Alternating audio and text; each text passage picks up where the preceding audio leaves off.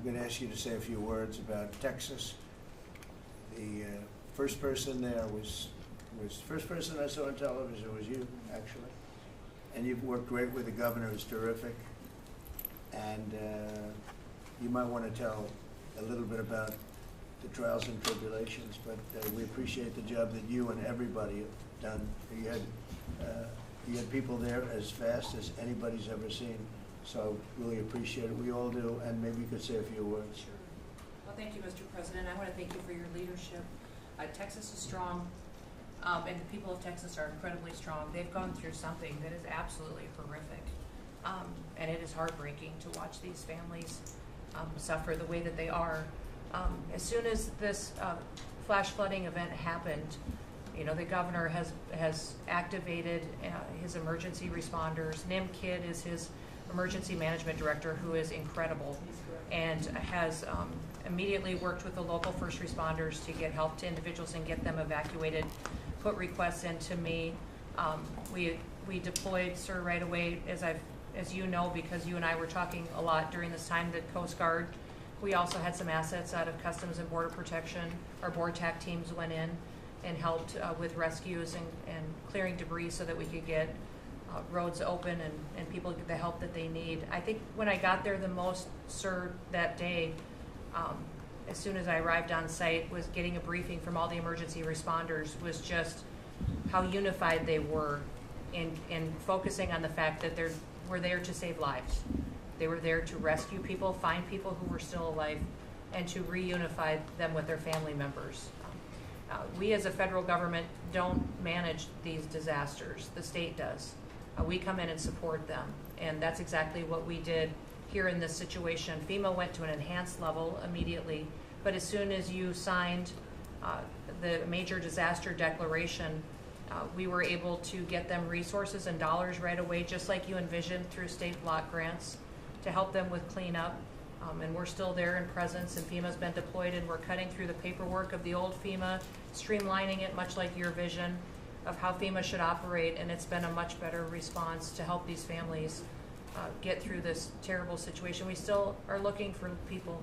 We're still looking for a lot of little girls and other family members that were camping along that river, and they will continue until they find every single person, and we will continue to help them and assist in that. I was surprised when I got there at the camp that day, right after this happened, the parents that were there, the parents that were looking for their children and picking up their daughter's stuffed animals out of the mud and finding their daughter's shoe that might be laying in the cabin, and just hugging and comforting people matters a lot. I'm extremely grateful for God's hand in that whole situation, because hundreds and hundreds and hundreds of people were saved.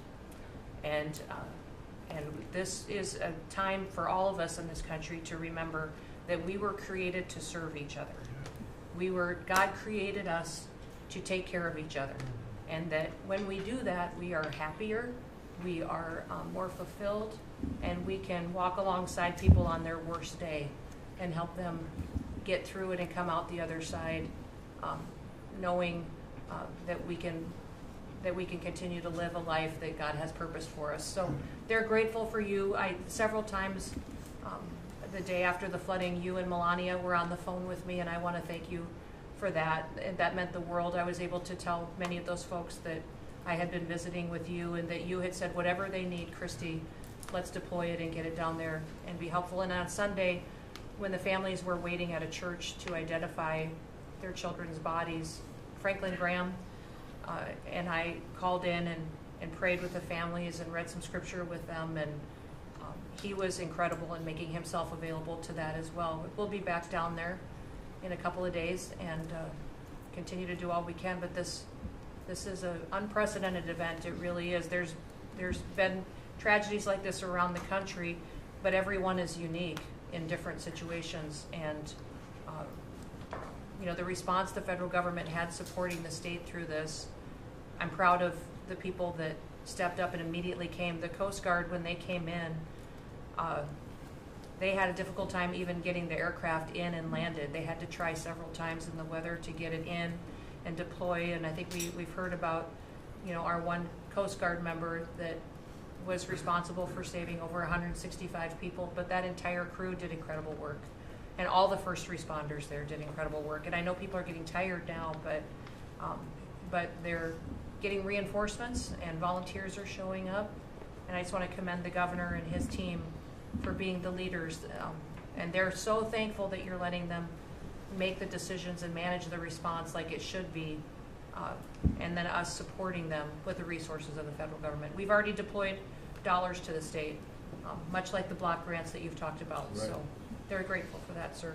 There's never been a wave like this outside of the breaking of a dam. Because this was almost a wave that ended up being 30 feet high, more actually.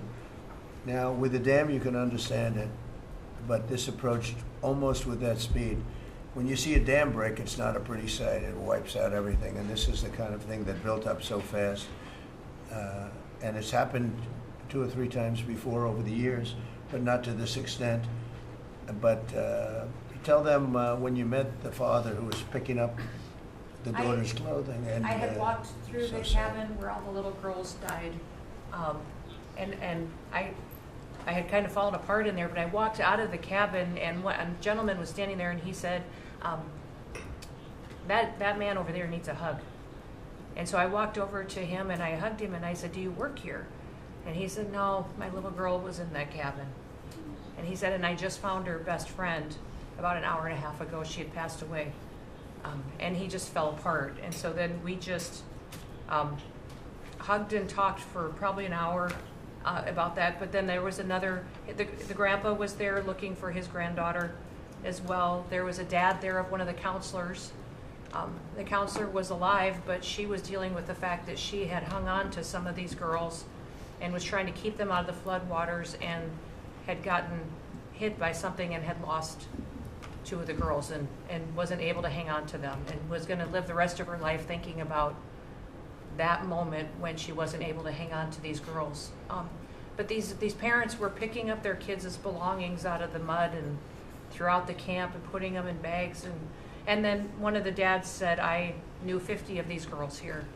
So I knew that was her dress and my daughter's friend's dress. So he was picking it up and putting it in a bag to return to her parents. And so it was and then the director was there comforting everybody who had lost his father the night before too, and he was still there trying to facilitate all of these parents grieving their children and find them. So the strength of people is incredible. One of the things that I asked there that day was that they all have escorts or counselors when parents come in. So from that point, that when they came into the camp, that they have somebody with them when they're going and looking for their children's belongings or looking for their children. And so very emotional, but also just so tragic. The relationship with Texas and the governor has been obviously very good for years with me, but the relationship with Texas and their first responders and us with our first responders and lots of other people, and we brought in a lot of helicopters from all over, and we had a lot of helicopters. It was actually dangerous, a lot of helicopters up there, but they were real pros, and they were responsible for pulling out a lot of people, and we got them there fast, and Texas had some good ones too, but the response has been incredible, and the fact that we got along so well, I don't know, I don't even think that's a political thing, but we got along so well, and it was so unified. I think a lot of lives have been saved. That could have been as bad as it was, and you could have lost double or triple. This thing was just really horrible. Well, congratulations on a great job, and I appreciate it. I know you're going down. I'll be going down on Friday with First Lady, who would be taking a trip, and we don't want to get in anyone's way because that's what happens. The president goes and everyone's around focused on. I don't want anyone to focus on us, but it's possible they could have somebody saved still. There's a lot of areas. It's a big area, and probably unlikely at this point, but there could be. I mean, they're thinking there could be the possibility, but what a tragic situation. a good job, and we'll see you on Friday, and we'll finish out the day here. I think you've been reading a lot about, it's a terrible topic when you talk about financial after this, but we have a big country and we've been doing very well. The tariffs, as you know, are starting to come in at record levels. Tremendous amounts of money are coming in to our country. We never did that before. We're not used to it. We only have tariffs going out. We only adhere to the rules of other nations who charge us tremendous tariffs because we were led by stupid people or people without any business sense. And I'd like to ask Scott, you could maybe talk a little bit about how well we're doing with regard to the money coming in. And the big money will start coming in on August 1st. I think it was made clear today by the letters that were sent out yesterday and today. Go ahead, please. Yes, sir. We will have taken in about $100 billion in tariff income thus far this year, and that's with the tariff, the major tariff not having started till the second quarter. So we could expect that that could be well over $300 billion by the end of the year. We don't agree with CBO scoring, but for those who do, the CBO scored tariff income over the next 10 years at $2.8 trillion, which we think is probably low. And, you know, sir, under your leadership, we're witnessing. And they gave us no credit during this last little, the great, big, beautiful bill. I always use the word great. I add that to it because it really is what it is. It's never been anything like it, actually. And I want to thank all the Republicans that voted for it. And I want to, you know, scold the Democrats because they're voting for tax cuts. They're voting for no tax on tips, no tax on Social Security, no tax on overtime, and, you know, many, many other things far more important than that. Great health care. And frankly, every Democrat should lose their election because it was purely political to vote. They were told not to vote for it. So think of it. We got 218 to 2. And then with the Senate, we had 50 to 3. Democrats didn't vote at all, not one positive vote, with all of the good things in there. Economic development money, tremendous border money. Now you're loaded up on the border. And I don't think we're going to need so much of it because we had zero come in last month, so I'm not sure how much of it we want to spend. You may think about that. You may actually think about saving a lot of money because the wall's been largely built and it obviously worked, but you may want to think about that. But so I think it's incredible when I watch the Democrats, and they have standard lines like they had Russia, Russia, Russia. They had the laptop from hell. It all came from Russia. You know, they make things up and they go with it, and they feed it to you people in many cases. And they said, here's a line. And I hear the new line is death. Oh, it's death. Everyone's going to die. There's nothing to do with that. In fact, we're saving our country. Death is from allowing 25 million people into our country, of which 3 or 4 are stone cold, hard criminals. 11,888 are murderers, many of them committing more than one murder. That's death, and the Democrats did that. Joe Biden did that by allowing people to come in here just totally unchecked, unvetted, open borders, open borders. The whole world was dumped into our country from prisons, from gangs, from mental institutions. We have many people walking the streets, walking in areas that we don't know anything about, that came out of insane asylums. They released the insane asylum population into our country, and it's amazing the job that you and Tom Homan are doing, by the way, on that. But we have to get them out, and we have no choice. We have to get them out, and we are getting them out.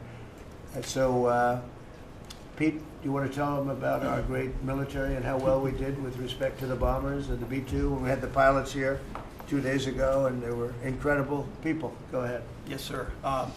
Truly a historic mission. It demonstrated the skill and courage of the United States military. From those B-2 pilots and families that we had a chance to meet, sir, to the fighter pilots, to the refuelers, to the maintainers, to the air defenders who defended the base. What was demonstrated on the world stage was American military might and capability. And it wasn't just Fordo and Esfahan and Natanz that took notice in Iran. It was the rest of the world, that we have a decisive commander-in-chief willing to use these capabilities, which are the best in the world, as the president pointed out, no one else could have done. what America did there on that night, and everyone took notice of that. With the One Big Beautiful Bill, sir, we've got 150 billion additional to invest in Golden Dome and all the other weapon systems and stockpiles and shipbuilding priorities of yours. Another month, another historic recruiting bump. It's not just the Army and the Marine Corps anymore, it's the Navy, the Air Force, and the Space Force, all historically ahead of where they've ever been. So historic spirit inside the military. We had a chance to be at NATO, Marco and I, and see how the world responds to us saying it's time for you to shoulder the burden and take the lead for your continent. That only happens with President Trump leading.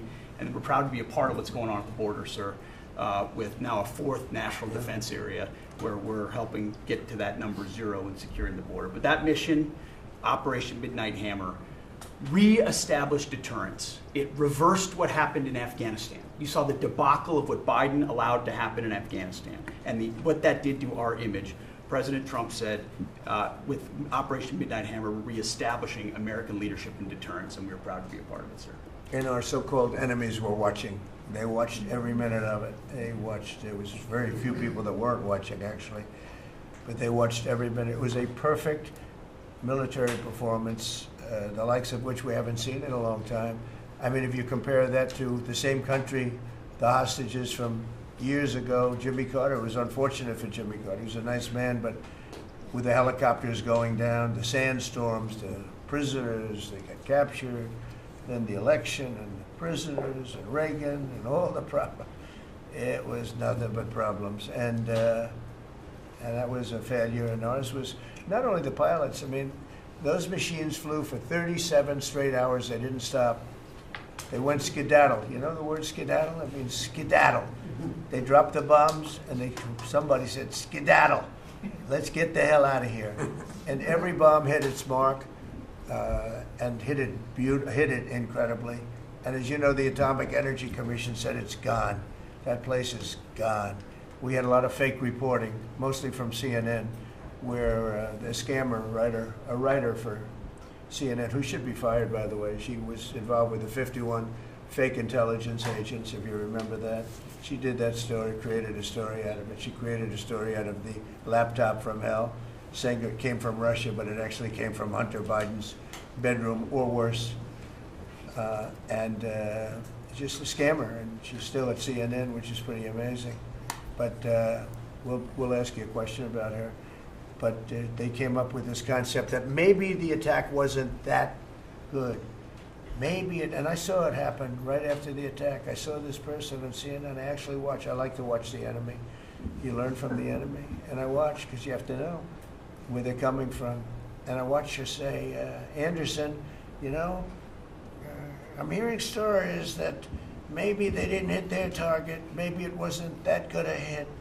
And they were hearing stories. The next day it was a little more, and the next day a little more. After 3-4 days, she was saying, you know, I don't know. I don't think it was that. Except by that time, everybody knew it was hit perfectly. The evidence is in the planes. The evidence the pilots are the best evidence. But they actually came out of their plane, because they were here the other day, and they said, it was so sad. We did such a good job. We flew into very dangerous airspace. I'll never forget, we were in the Situation Room, and they said they have entered Iranian airspace, and everyone took a deep breath, because they had more missiles pointed at them, but the equipment is so good, it's stealth, way up in the air, and it was stealth, and they went right through that, and they sort of, by the time they found out they were there, they were already gone. That was the word skedaddle, get the hell out of here. But they were right in the most dangerous airspace in the world, and they took those big, beautiful, very fast, they're unbelievable planes. I mean, they become really beautiful works of art. You know, I always thought they sort of were cool, but now they look better than just cool, don't they, huh? But they dropped the loads, and literally they would hit, if you look at this table, from here to there, they had a half a refrigerator door is the way to best explain it. Take a refrigerator door, average size, cut it in half. That was their target. They hit every single one. Then we had 30 missiles, Tomahawk, shot from submarines 300 miles away. Every one of them hit their target. It was a perfect mission. Then they came back, almost 37 hours. Every plane worked perfectly. The mechanics were here too. I said, you got to get the mechanics here. We didn't have any problems. If you remember, they had a lot of problems with the helicopters, but they did fly through a dust storm, which they shouldn't have done. Sometimes you say, let's go back and try it on a nicer day. Dust and sand don't work well with helicopters if you know much about helicopters, but that was a horrible embarrassment to us. Then we had Afghanistan, which I think was the most embarrassing moment in the history of our country, and we would have gotten out. I was the one that got them down. I would have kept Bagram, the big air base, which right now is controlled by China, among the most powerful runways in the world, thick with concrete and steel. Anything could land, and right now, they were 1 hour away from where China makes its nuclear weapons. I was keeping it. Outside of that, we were leaving, and I would have been out faster than them, but we would have gotten out with strength and dignity. Instead, that was the most botched up mess I've ever seen. They left all that equipment behind, and every year they have a parade running down some third-rate street with the equipment. You know, it's supposed to be Fifth Avenue. It doesn't work.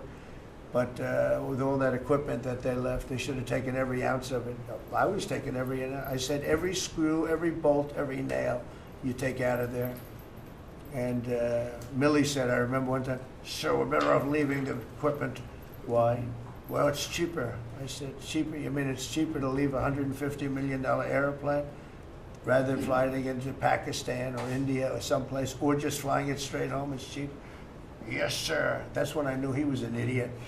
Didn't take long to figure that one out. But they left all that equipment, but they left their dignity behind. It was the most embarrassing moment, in my opinion, in the history of our country. Not that we got out. We should have not been there, but that we got out the way we got out, with great embarrassment and death. You had 13 young people. I've gotten to know their families very well, but you had hundreds of people killed that nobody talks about. You had the other side. Many people were killed. Many people are walking around with no legs, no arms from that whole thing. They left from the wrong airport. They should have left from Bagram, because Bagram was a big base with hundreds of miles of fencing and territory around it. Nobody would be able to get near it, and they left. So, we've done a great job, and I think people are really starting to see it. They're starting to appreciate it. Pete's done fantastically. That mission was a work of art. And I have spoken to some of our perceived, I don't know if they're enemies, but they're perceived as being potential enemies. And they essentially said the same thing. Very impressive. There wasn't a thing that we didn't lose an engine. We didn't lose it. They landed and they were cheered. But the sad thing was they were cheered, and one of the pilots said, we were a little concerned because when we got out, we were told that on television they were reporting that we may have missed our targets. Sir, we hit every target. That's what I do for a living. We hit every target.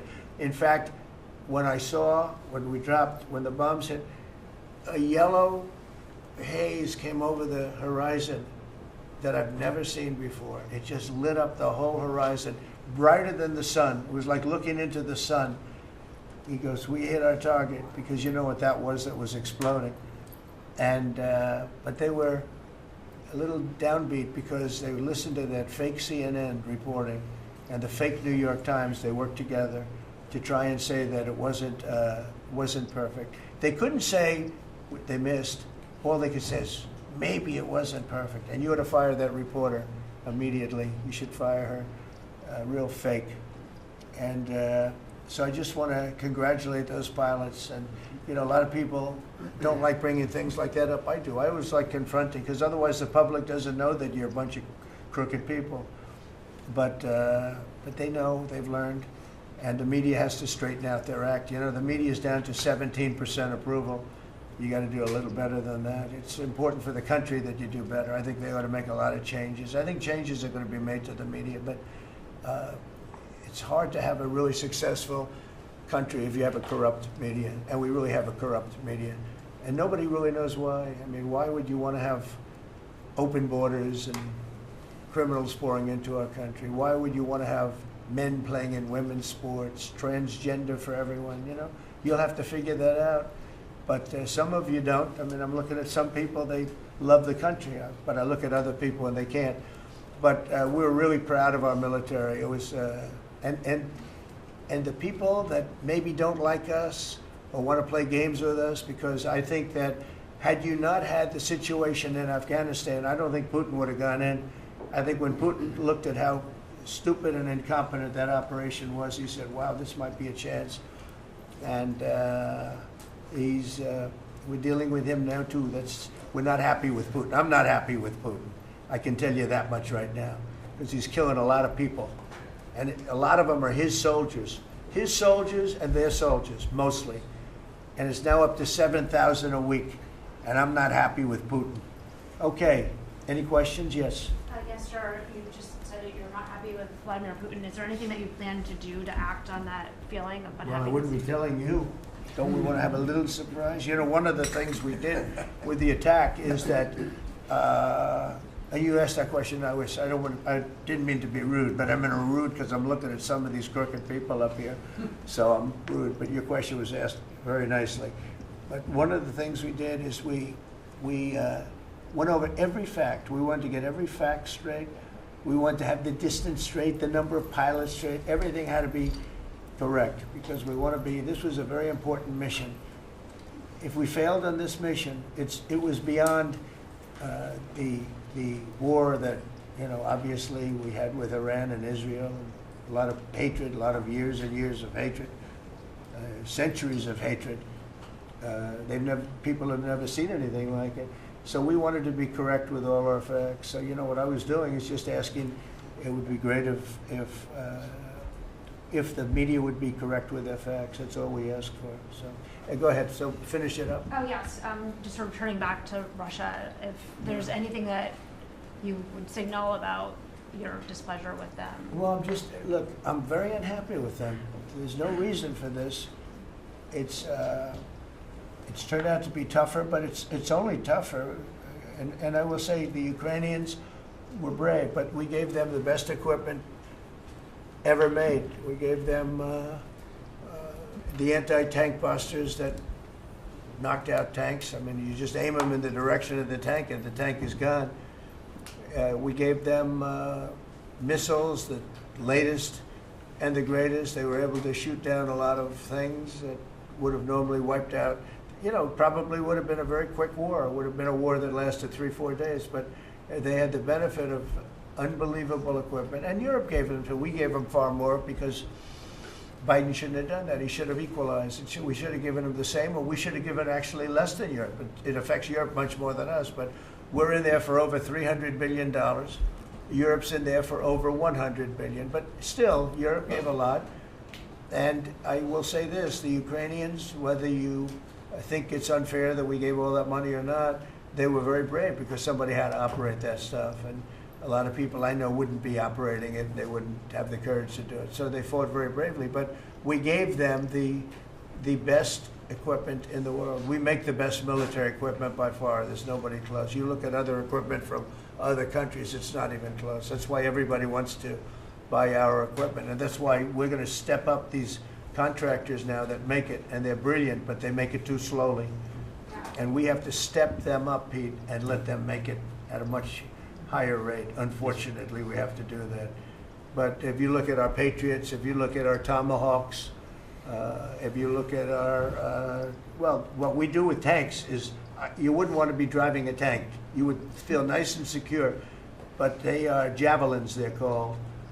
And I gave them the javelins. Remember they said Trump gave the javelins and Obama gave them sheets, right? They called Obama at that time. Barack Hussein Obama, if you haven't heard, did a terrible job. But that was a war that should have never happened, and a lot of people are dying, and it should end. And I don't know, we get a lot of bullshit thrown at us by Putin. For you want to know the truth, he's very nice all the time, but it turns out to be meaningless. Do you want to sanction him? Lindsey Graham has a sanctions bill on Russia. Do you want him to move ahead I'm with looking that? at it. Yeah, no, I'm looking. The Senate is passing and passed a very, very tough sanctions bill. Yeah, I'm looking at it. And you'd sign that? It's an optional bill. It's totally at my option. They passed it totally at my option, and to terminate totally at my option. And I'm looking at it very strongly. Yesterday you said you want to see more Go weapons. ahead, please. The Council of Economic Advisors released a new report saying that imported goods have actually decreased in price from December I know, it's not through March. amazing. Well, my question is, With the tariffs. the Fed chairman keeps saying that tariffs are going to cause price increases. Are we Are the talking prices just not Chairman passed of the through? Fed? Yes, exactly. Well, Are the prices, You do a better job than him. Are the prices just not passed through yet? No, I think what's happening is everything's evening out. You know, when we charge, see, what people don't understand, the other countries have been charged, almost every country charges us tariffs. We had deficits with everybody for years, for decades. And we were like this big monolith that made bad deals with everybody. We rebuilt South Korea and we stayed there. It's okay, we rebuilt it and we stayed there. And they pay us very little for the military. I got them to pay billions of dollars, and Biden then canceled it when he came in. I said to South Korea, as an example, we give you free military, essentially, very little. And I think you should pay us $10 billion a year. And they went crazy. But they agreed to 3. So I got 3 with a phone call. And I was satisfied. I said, but next year we have to talk. And then we had a rigged election, and we never got to talk. And you know what Biden did? They probably went to him and they said, listen, Trump treated us terribly, and we shouldn't be paying anything, and he cut it down to nothing. So that's what happens. It's ridiculous. That's the other thing. We're talking to countries about contributing to the military, not only just paying more in NATO, but contributing. We have 45,000 soldiers in South Korea. We have 45,000 soldiers in Germany, 52,000 actually. And that's a huge economic development for them. That's tremendous amount. That's like having a city. That's tremendous money for them, and it's a tremendous loss for us. So we're talking, in a very nice way, we're talking to them about it. It's very unfair. We supply the militaries to many very successful countries. I mean, South Korea is making a lot of money, and they're very good. They're very good, but, they should be paying for their own military. President Trump, could I ask you a question about Jerome Powell as well, and then a question to the Attorney question General? about what? Jerome Powell, and then I have a question for the Attorney General.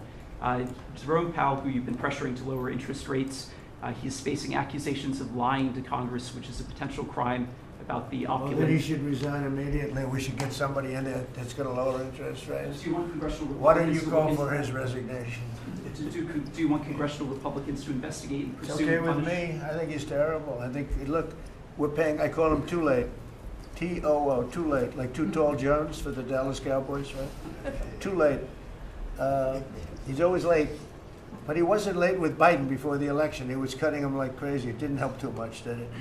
But he was cutting him like crazy before the election with Kamala and Biden. He was trying to get them in, I guess. I don't know. He was recommended by somebody that worked for me. I like you better. If I could ask the Attorney General a question too, President. Sure. Your memo and release yesterday on Jeffrey Epstein, it left some lingering mysteries. One of the biggest ones is whether he ever worked for a American or foreign intelligence agency. The former Labor Secretary, who was Miami U.S. Attorney Alex Acosta, he allegedly said that he did work for an intelligence agency. So could you resolve whether or not he did? And also, could you say why there was a minute missing from the jailhouse tape on the night of the staff? Yeah, sure. If Hey, I Pam, could, could I just interrupt for Sure. 1 second? Are you still talking about Jeffrey Epstein? This guy's been talked about for years. You're asking, we have Texas, we have this, we have all of the things. And are people still talking about this guy, this creep? That is unbelievable. Do you want to waste the time, and do you feel like answering? I don't mind answering. I mean, I can't believe you're asking a question on Epstein at a time like this where we're having some of the greatest success and also tragedy with what happened in Texas. It just seems like a desecration, but you go ahead. Sure. First, to back up on that, in February, I did an interview on Fox, and it's been getting a lot of attention because I said, I was asked a question about the client list, and my response was, it's sitting on my desk to be reviewed, meaning the file along with the JFK, MLK files as well. That's what I meant by that. Also, to the tens of thousands of video, they turned out to be child porn downloaded by that disgusting Jeffrey Epstein. Child porn is what they were. Never going to be released, never going to see the light of day. To him being an agent, I have no knowledge about that. We can get back to you on that. And the minute missing from the video, we released the video showing definitively The video was not conclusive, but the evidence prior to it was showing he committed suicide. And what was on that, there was a minute that was off the counter. And what we learned from Bureau of Prisons was every night, they redo that video. It's old, from like 1999. So every night the video is reset, and every night should have the same minute missing. So we're looking for that video to release that as well, showing that a minute is missing every night. And that's it on Epstein. Mr. President, on the tariffs again, on August 1st, you've said is the deadline. What incentives do countries have to negotiate? It seems that deadline keeps moving. It was April 2nd, now it's... We didn't move, no. It's always been August 1st, that's when we're paying. A statement was put out today, and I put it out just to make it clear. It wasn't a change, it was August 1st. We don't change very much, every time we put out a statement, they say he made a change. I didn't make a change. A clarification, maybe. No, August 1st they pay. And everybody pays, everybody has to pay, and the incentive is that they have the right to deal in the United States. If they don't want to, they don't have to pay, and they don't have to deal here. But if they want to buy and make a lot of money and sell in the United States, they have to do that. If you go back and look at some of the good presidents, our country was the wealthiest, proportionately the wealthiest, from 1870 to 1913. It was an all-tariff country. We didn't have income tax. That came in in 1913. We had tariffs. And we had so much money we didn't know what to do with it. We had, we had a couple of presidents that were very, very strong. McKinley, I guess more than anybody, but he was the tariff king, but he was very, very strong. It's sort of sad. He made a fortune for this country, became very rich, and then Teddy Roosevelt went out and vice president, and he spent the money. And they said Roosevelt was a great president. And let's say he was a great president, but the money was paid by McKinley with tariffs. Tariffs are charged by other countries at levels that are ridiculous. And I call those other countries, to say, and every one of them is willing to give us everything now, by the way, just so you know. Sir, we'll charge you no tariffs, nothing. We'll give you everything. We'll give you access to our markets. We'll give you everything. Is that a correct statement, Scott? Yes, sir. Howard, would you say that's a correct statement? Exactly correct. It's like they just don't, because they're very spoiled, because for years they ripped us off and we didn't have a president that understood it, or Secretary of Treasury or Secretary of a lot of different secretaries are involved, but certainly Commerce Secretary was, not doing their job. I don't know about Kelly, she's small business. We'll keep it that way, okay? Her small business is bigger than almost all big businesses when you add it all up. But no, they are very respectful of our country. But the incentive is that they have the right to do business with us. Without that, they don't have the right to do business. And that would be okay, too. And with this flurry of deals, will we hear in the next 24 hours, will we hear a flurry of deals? Yeah, we have a lot of them going out. But the deals are mostly my deal to them. We're picking a number that's low. We don't want to hurt them, and fair. We're picking a number that's lower than, in most cases, lower than what they charged us. But it's amazing when you've paid all this money for years and they get one president that's a little bit different and a little tougher on this subject, and they're willing to drop everything they've been charging us for years and years. I mean, we have countries going, we will have you don't have to pay any tariff to come in and do business. They're giving us total access to their countries. They gave us no access to the country. They'd say, well, you cannot go into our country. Okay, good. Now we will give you total access and you don't have to pay any tariffs. But please don't charge us tariffs. And we don't like that deal. So the letters I send out are, we have made some deals. We can make a lot more deals. It's just too time consuming. It just makes it more complicated. And we can do things over the years too. We're not hard line, but it's about time the United States of America started collecting money from countries that were ripping us off and laughing behind our back at how stupid we were. Okay? Thank you. Mr. President, Yellow, on the tariff issue, so you've talked about India coming. But then a couple days ago, you issued a new tariff threat to members of the BRICS countries for Yeah. if they aligned with anti-American 10% policies. charge. That would be India, Brazil, That's Russia, right, they have to South pay Africa. 10% if they're in BRICS. Because Right. BRICS was set up to hurt us. BRICS was set up to degenerate our dollar and take our dollar as the standard, take it off as the standard. And that's okay if they want to play that game, but I can play that game too. So anybody that's in BRICS is getting a 10% charge. Is that immediate, sir, or is Yeah, that pretty if soon. they engage in some behavior? Well, if they're a member of BRICS, they're going to have to pay 10% tariff, just for that one thing, and they won't be a member long. I thought BRICS was, I said this about a year ago, and it largely broke up. But, there are a couple that hang around, but I thought it largely broke up. BRICS is not, in my opinion, not a serious threat. But what they're trying to do is destroy the dollar so that another country can take over and be the standard. And we're not going to lose the standard at any time. If you have a smart president, you will never lose the standard. If you have a stupid president like the last one, you would lose the standard. You wouldn't have the dollar as you. And if we lost the world standard dollar, that would be like losing a war, a major world war. We would not be the same country any longer. We're not going to let that happen. The dollar, you ever hear the expression, dollar is king? The dollar is king. We're going to keep it that way, okay? And I'm just saying, if people want to challenge it, they can, but they're going to have to pay a big price. And I don't think any of them are willing to pay that price. Does that Red jeopardize? dress, Thank you, Mr. President. Are you optimistic about reaching the tariff deal with the European Union soon? Well, the European Union has been speaking to us, Ursula and the whole group, and they've been very nice. They treated us very badly until recently. Now they're treating us very nicely. It's like a different world, actually. They've treated us very badly. They were among the toughest to deal with. Actually, in many respects, they were much worse than China. Look at what they do to our companies. They sue Apple. They sue Google. 17 billion they got from Apple on a lawsuit that they didn't have a case. They have, judges that are European Union judges. And they ruled, they take so much money away from our country in terms of that, in terms of other things that they do. They're very tough. But now they're being very nice to us, and we'll see what happens. We're probably 2 days off from sending them a letter. We are talking to them. I just want you to know, a letter means a deal.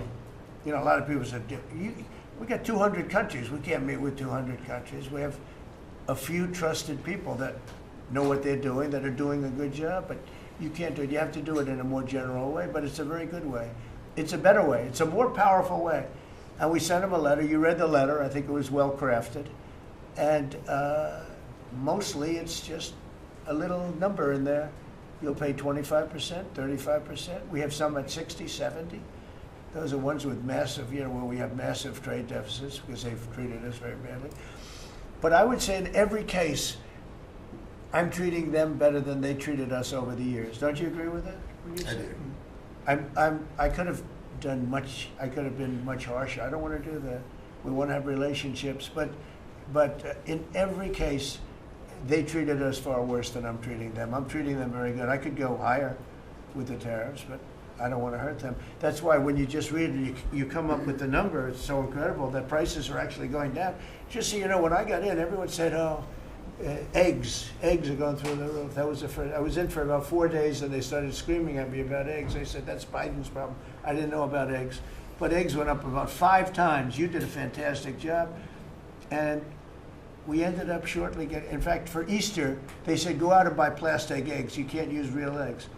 Well, we bought 200,000 eggs for the White House for the Easter egg hunt that we have at the White House, and there were eggs. We had the price down, and now the price is lower than it was before.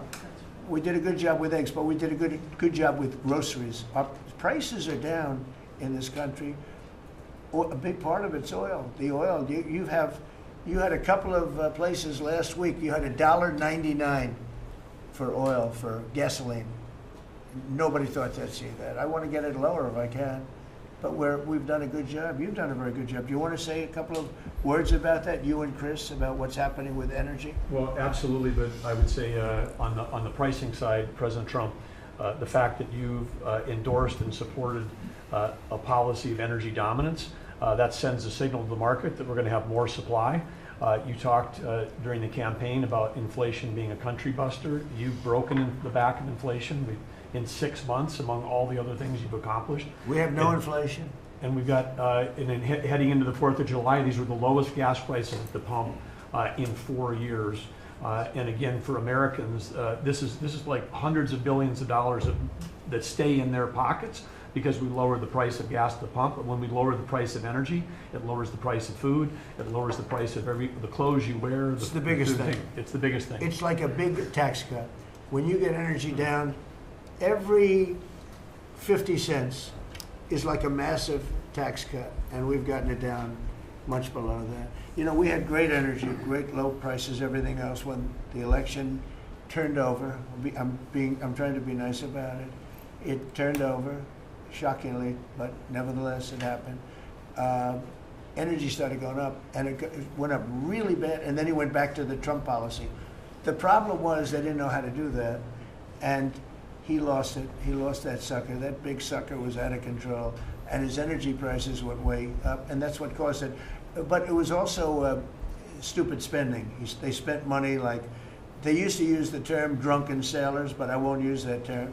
Although it is very descriptive, I won't use that term. I refuse to use it.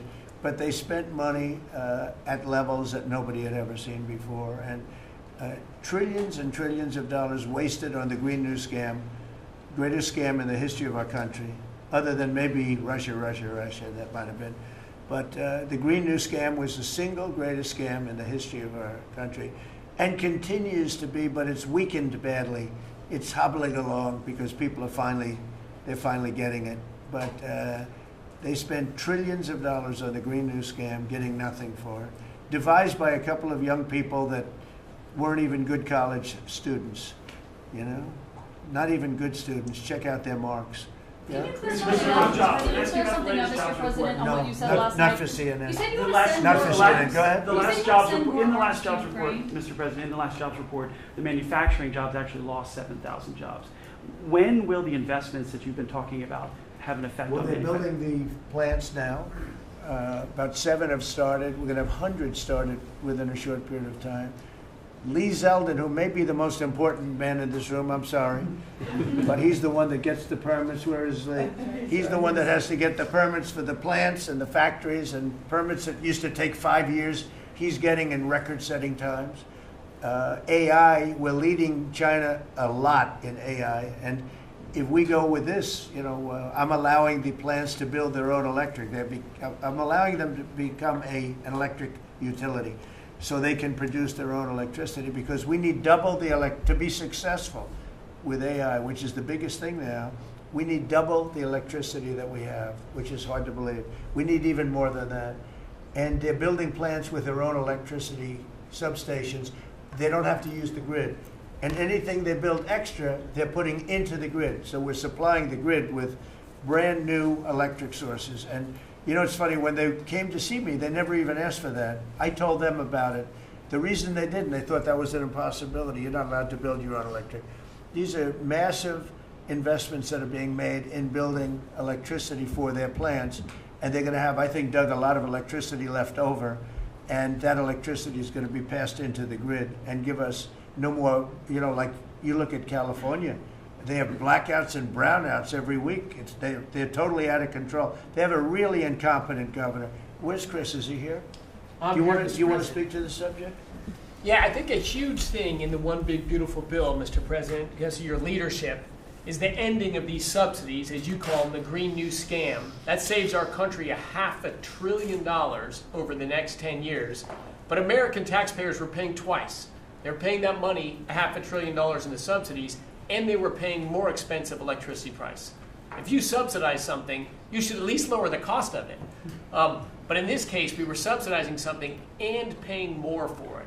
So the One Big Beautiful Bill had two huge things: ending wasteful spending.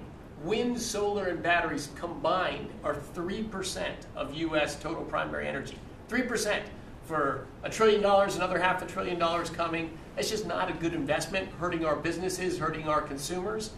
And That one big beautiful bill also unshackled oil, gas, and coal development in the United States, onshore and offshore. Secretary Burgum has been working tirelessly on how, by getting the government out of the way, private businesses will develop more resources in the United States, lowering costs for American consumers and making much better leverage for the United States to help our allies abroad and reduce the power of our adversaries abroad. So just a huge win on the energy front all around, and I thank you for your leadership. We're setting records now on energy, and there'll be nothing compared to what they'll be in about a year from now, but we're setting records. And wind is a very expensive form of energy. It's very bad for your beautiful surroundings, the plains and the valleys, and the birds are dying all over the place. You know, the whole thing is a disaster. They're almost exclusively made in China. Not that I have anything against China, because I don't have a great relationship with President Xi, but I asked him, how many wind farms do you have? He makes them, but they don't have a lot of wind farms, I'll tell you, very, very few. And wind is tremendously expensive and is very ugly. And if you own a house that's inside of a windmill, your house is worth less than half.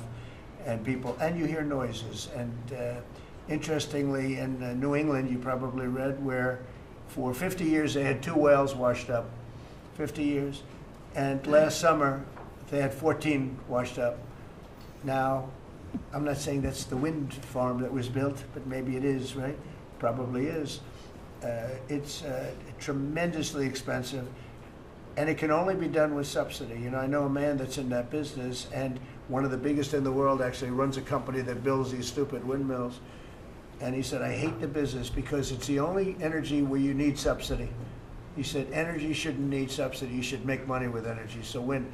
The other one is the solar, those big solar fields. They're taking our farmland. Our farmers are like mortified by it. They hate it.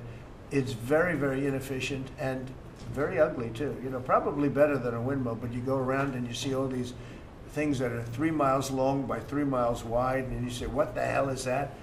And it's a lot of plastic from China. It's plastic, black plastic from China. Now, we want to be smart. We're going with, look, China right now is building 58 coal-fired plants, 58, big ones. They have 62 on the books to build. We've reintroduced clean, beautiful coal, because you know you can do a lot with coal now, clean, beautiful coal, and natural gas, and all of the other things that we have. But we don't want wind, and we don't want solar, because they're a blight on our country. They hurt our country very badly, and smart countries don't use it. Solar sounds good, I will say, and I like, on occasion, you'll see a roof which is made of solar brick, but it's a smaller use. We need the kind of thing that's going to fire up our plants, and it's not going to be wind, you know, that is very intermittent, as you probably know. But they've spent a fortune. They've spent trillions of dollars on this stuff. And I'll just give you one other story. A friend of mine is a very successful guy. He went back to see his mother in Minnesota. He hadn't seen her in a long time. And he wasn't back for 10 years, which isn't a nice story. I mean, you don't see your mother for 10 years. She's got some difficulties, which I know the guy, he does have some difficulties. He's very successful, but probably not the nicest person. It was actually longer than 10 years, but he went back and he told me he wanted to go and look at the valley. There's a valley in Minnesota that he thought was so beautiful. And I hadn't seen it in a long time. He's driving along the road. He said, oh my, I'll use the word gosh, oh my gosh. He said, oh, he said, it looked like a junkyard. You had 159 windmills. They were all over the place. Some were old, some were newer, different companies, different shapes, different sizes, different colors. Many of them were terminated. Terminated meaning closed. You can't take them down because the environmentalists don't let you bury the blades because they're made out of a fiber they say is bad for the earth. So they want you to put them up, but they don't let you take them down. But many of them were turned off. He said it looked like a junkyard. Go to Palm Springs, California, and take a look at that pile of junk. And you go into a wealthy neighborhood. Before you get there, you have to ride through hundreds of windmills that are, most of them are turned off. They're rotting, they're rusting, they're 30 years old, 20 years old. And they have a very short life. You know, those windmills have a very short life, especially the ones that are in the nice salty Atlantic Ocean and Pacific Ocean, where the salt just gets under that steel and decimates it. Now, it's a horrible, horrible thing for our country. And I speak out. It would be nice to say wind, because it sounds so good, doesn't it, Doug? Wind, wind. But it's not. It's these ugly machines, and they're all made. You got to see. Some are a little taller, a little shorter. They're made by different companies. They have different stocks. They have different blades. They have different everything. It is so horrible. And if you look at smart countries, they don't use it. Smart countries don't use it. And we're now a smart country. We're not we're a brilliant country. We're not smart. We're brilliant now. We're going to be a brilliant country. We have to be, because we have to catch up for some really stupid people that did a bad job. Yes, Brian? Yes, Mr. President, I've got a quick comment and feedback as a native Texan, someone that I grew up bringing my kids to a camp very near the affected camp now. Thank you on behalf of Texas. I've gotten hundreds of messages that want to thank. It's if you're in the cabinet room, you can tell the president and his team on behalf of Texans, thank you so much for the quick response and the loving, the hugs. I saw that you gave. Two quick questions. I saw a Palestinian senator.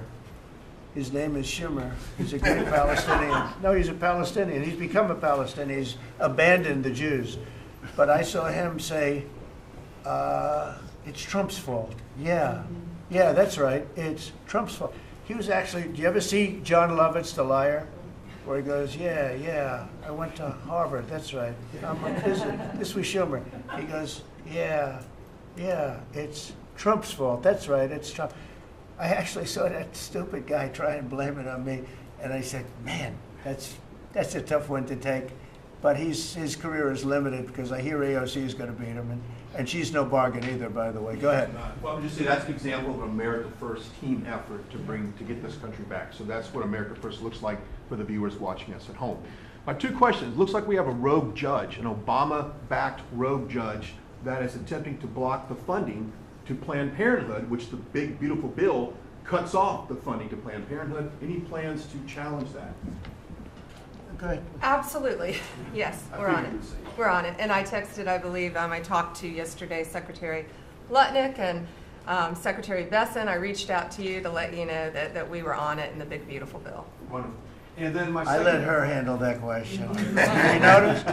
I said, go ahead, handle that question. Toss it to her. Then my second question was Secretary Rollins. You did an amazing press conference today in front of the Department of Agriculture. You talked about the Farm Act and the need to get China out of our country, owning farmland. For the viewers at home that might have missed that, can you recap what that means to national security, to make sure we can grow our own food?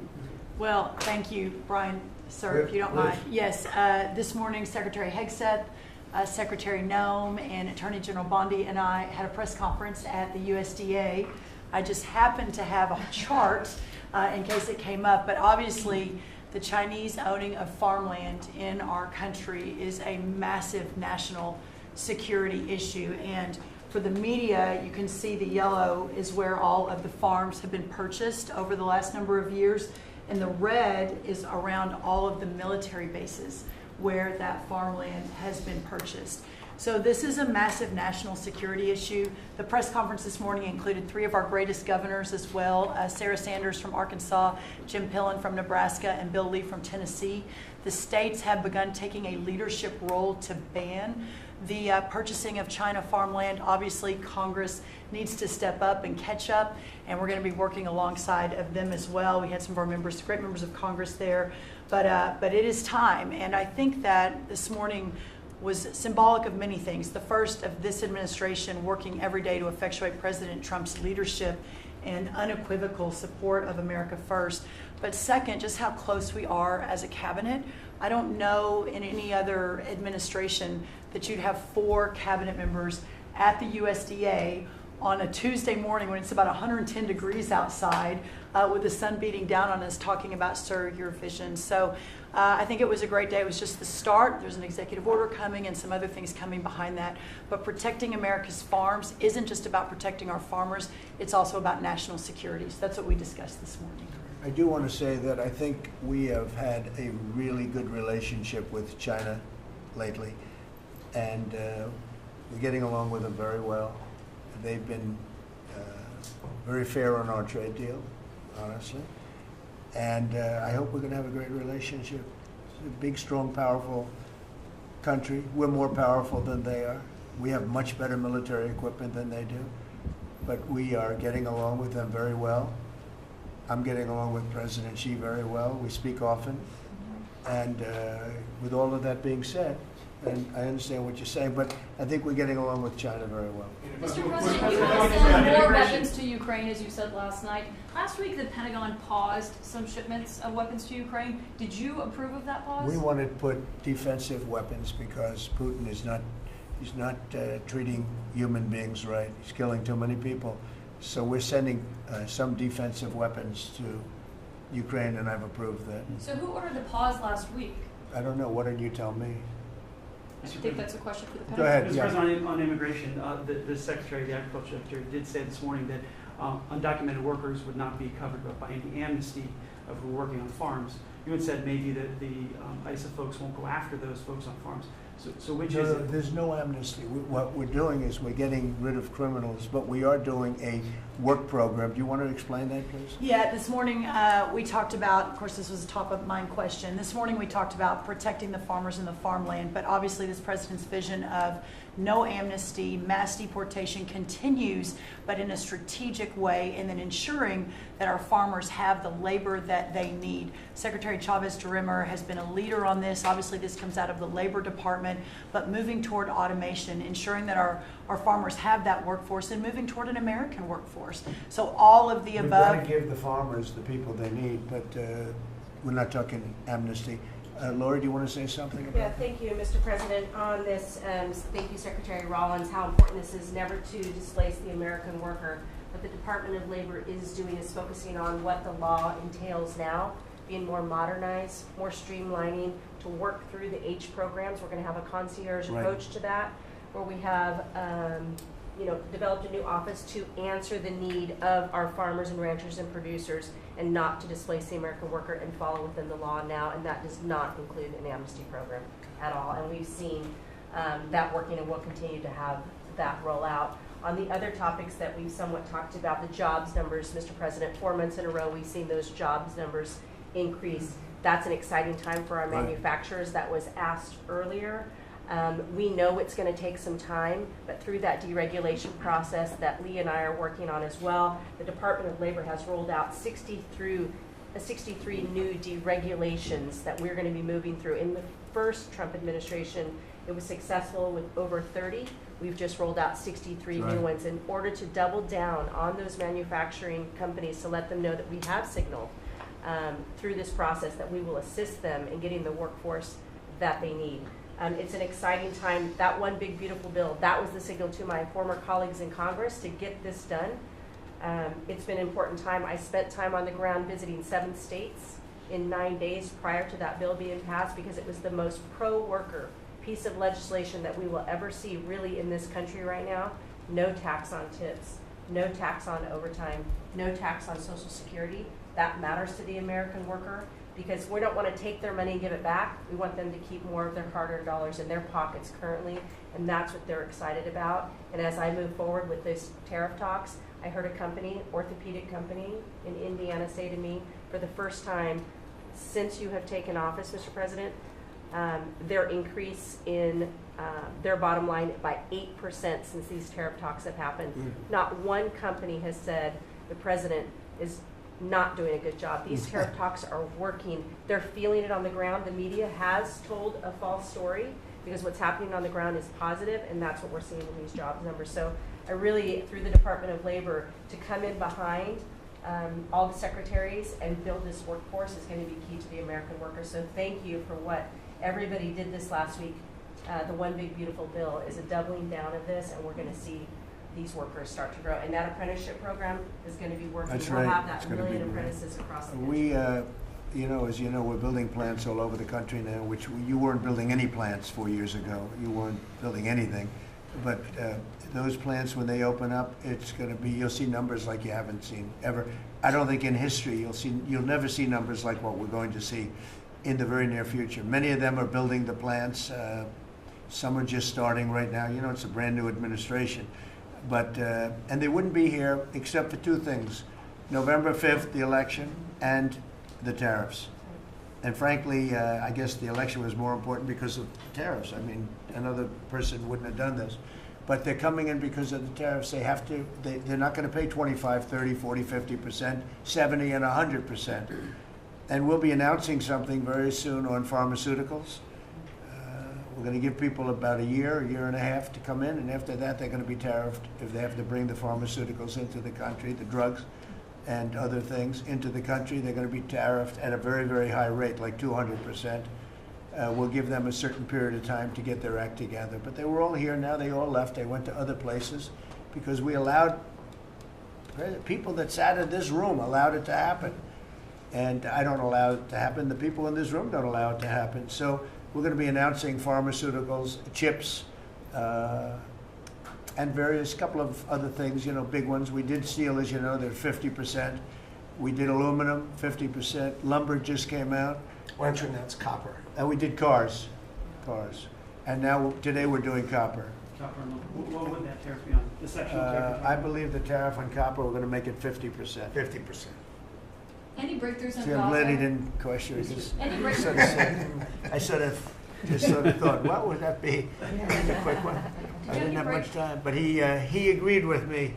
That's why he's ours. Any breakthroughs on Gaza with the Prime Minister, and there's reports that you're meeting with Netanyahu again tonight. Is that Yeah, accurate? I am. He's going to come over again tonight. We're talking about Gaza, mostly Gaza right now. It's he's been very unfairly treated. I think what they've done to him in Israel is very unfair, having to do with this trial. You know, he's a wartime prime minister, had an unbelievable outcome, and I think he's been treated very unfairly. But he's coming over later. We're going to be talking about, I would say, almost exclusively Gaza. We got to get that solved. Gaza is a tragic. It's a tragedy. It's a tragedy. And he wants to get it solved, and I want to get it solved, and I think the other side wants to get it solved. Steve, could you talk on that, please? We're in proximity talks now, and we had 4 issues, and now we're down to 1 after 2 days of proximity talks. So we are hopeful that by the end of this week, we will have an agreement that will bring us into a 60-day ceasefire. 10 live hostages will be released. 9 deceased will be released. We're meeting at the President's direction with all the hostage families to let them know. And we think that this will lead to a lasting peace in Gaza. And you're doing a good job. It's a tough one. It's a tough one. A lot of hate, you know, it's called long-term hate. But we think we're going to have it solved pretty soon, hopefully with a real solution, a solution that's going to be holding up. And can I follow up? This is, I think, the first cabinet meeting since Elon Musk has not been a special government employee, not here anymore. He's now saying he's going to create a third political party. Are you worried about the impact that that could have? No, I think it'll help us. It'll probably help. Third parties have always been good for me. I don't know about Republicans, but for me. Are you second guessing any of the cuts that Doge made? Since you No, described him as off the rails. Look, the other day? we cut hundreds of billions of dollars with Doge. We could have done it differently. I would have done it differently a little bit, maybe, but it was something that we saved a lot of money. You can always second guess. I guess some of the people in this room maybe would have done it slightly differently, and some would have done it exactly the way it was done. But it was dramatic, and it was important, and we found a lot of things like billions of dollars given to people for environmental protection, where they had $100 in the account, like in Atlanta, Stacy, and then you had another one with 20 billion here, and 20 billion here, and 2 billion here, and 15 billion, and Lee, you might want to mention just a couple of those things. We really got because of Doge. At the Trump EPA, the one big beautiful bill was filled with many big beautiful wins for the taxpayer. It delivered a sledgehammer to the Green New scam. Billions of dollars rescinded. So it's a big deal for the American taxpayer who sees money go through pass-throughs that are filled with self-dealing and conflicts of interest. They see unqualified recipients. They see reduced agency oversight, and they want accountability with their tax dollars, and they got it. In the example of the Stacey Abrams connected NGO, they received $100 in 2023. They got $2 billion in 2024. They had to complete training on how to develop a budget that was put into their grant agreement. They, out of nowhere, started paying a CEO $800,000, a COO $450,000, 22 people making over 150 grand. Out of nowhere, this is tax dollars. So money go through pastors, through other pastors, through other pastors, and we lose oversight over it. And you see that it's going to former Biden officials, it's going to former Obama officials, it's going to Democratic donors. And we're not here saying we want to take money from a left-wing NGO and give it to a right-wing NGO. We want to give it back to the taxpayer. This is about us being good stewards of American tax dollars without any apology or regret. That's why President Trump was elected last November, because there are a whole lot of people who maybe they hadn't voted Republican in a long time. Maybe they didn't even vote for President Trump the first time around in 2016, but they're regretting that vote from 2016 and they were making it right in 2024. So the One Big Beautiful Bill gave us the tools to rescind billions of dollars more. We're seeing hundreds of thousands of dollars that'll get wasted per electric vehicle as an example of this money that was going through it.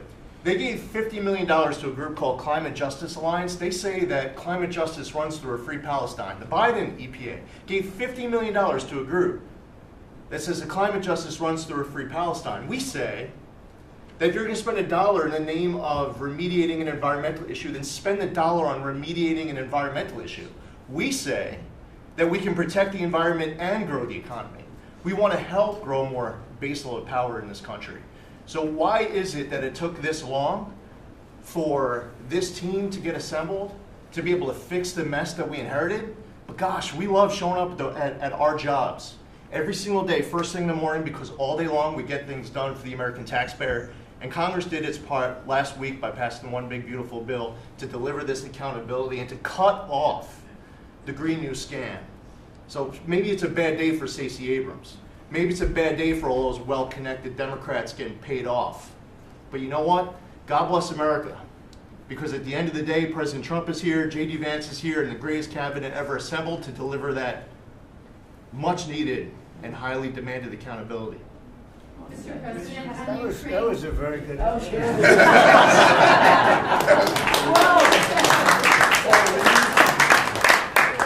And that's from the heart.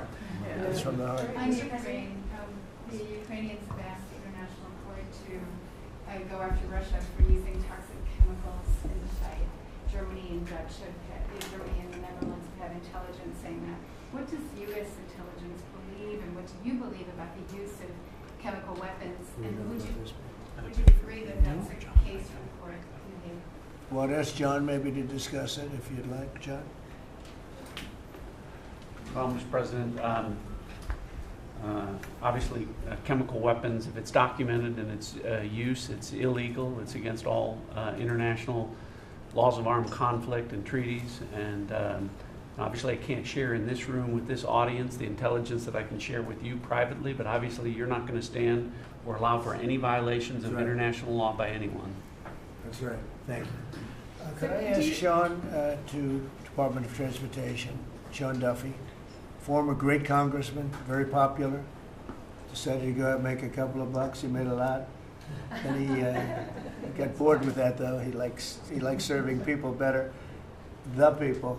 And could I ask you to just discuss a very important subject to me, and that's the modernization of our equipment at airports so that planes aren't crashing into each other and bad things don't happen. It should have been done many years ago. We were going to do it, and then the election precluded that, unfortunately. But we're doing it now. Could you tell them where we are? Yeah, if I could start with Newark. You guys all covered what happened in Newark. We had outages for a couple of 30-second outages a couple months ago. We have, in 2 months, Mr. President, it's historic speed, laid new fiber lines for communication and tested those in the next month. So those new lines for the Philly Tracon that controls the Newark airspace, they're up and running. Lightning fast speed. June was the most on-time June ever in the history of Newark for air travel. So that's going incredibly well. By the way, we shouldn't have dealt with this because Joe Biden and Pete Buttigieg had moved the center from New York to Philadelphia. They didn't test the lines. They didn't do the work. which is what brought us all these problems. But in the big beautiful bill, we got $12.5 billion. This is a historic investment in air traffic control. And so what the money is going to allow us to do is move from copper to fiber all over the country. So new copper lines. We think we can do that in 1.5 to 2 years. We have radar that dates back to the 1950s, some of it from the 60s and 70s. We get brand new radar across the country as well. We have some infrastructure money to build TRACONs and centers, the en route centers that control the traffic across the country. So this is a massive new start to rebuild air traffic control. And again, this is dilapidated. Americans think that their government takes care of them and makes the investments that are necessary to make the country work.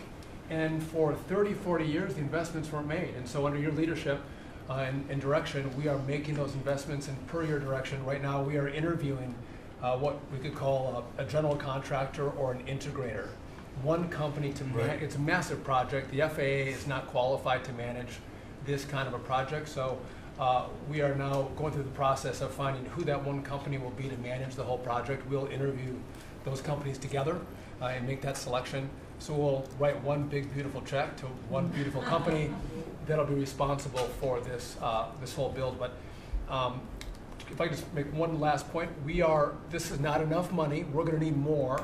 But this is a massive new start. The biggest investment. We'll need some more money on top of it, but a great start from the big beautiful. It's a starter. It was very important to us. And just to cover that, there have been accidents, and my pilots, I would often hear them say, "Oh, good," and they would use a different system, a different country to land in New York.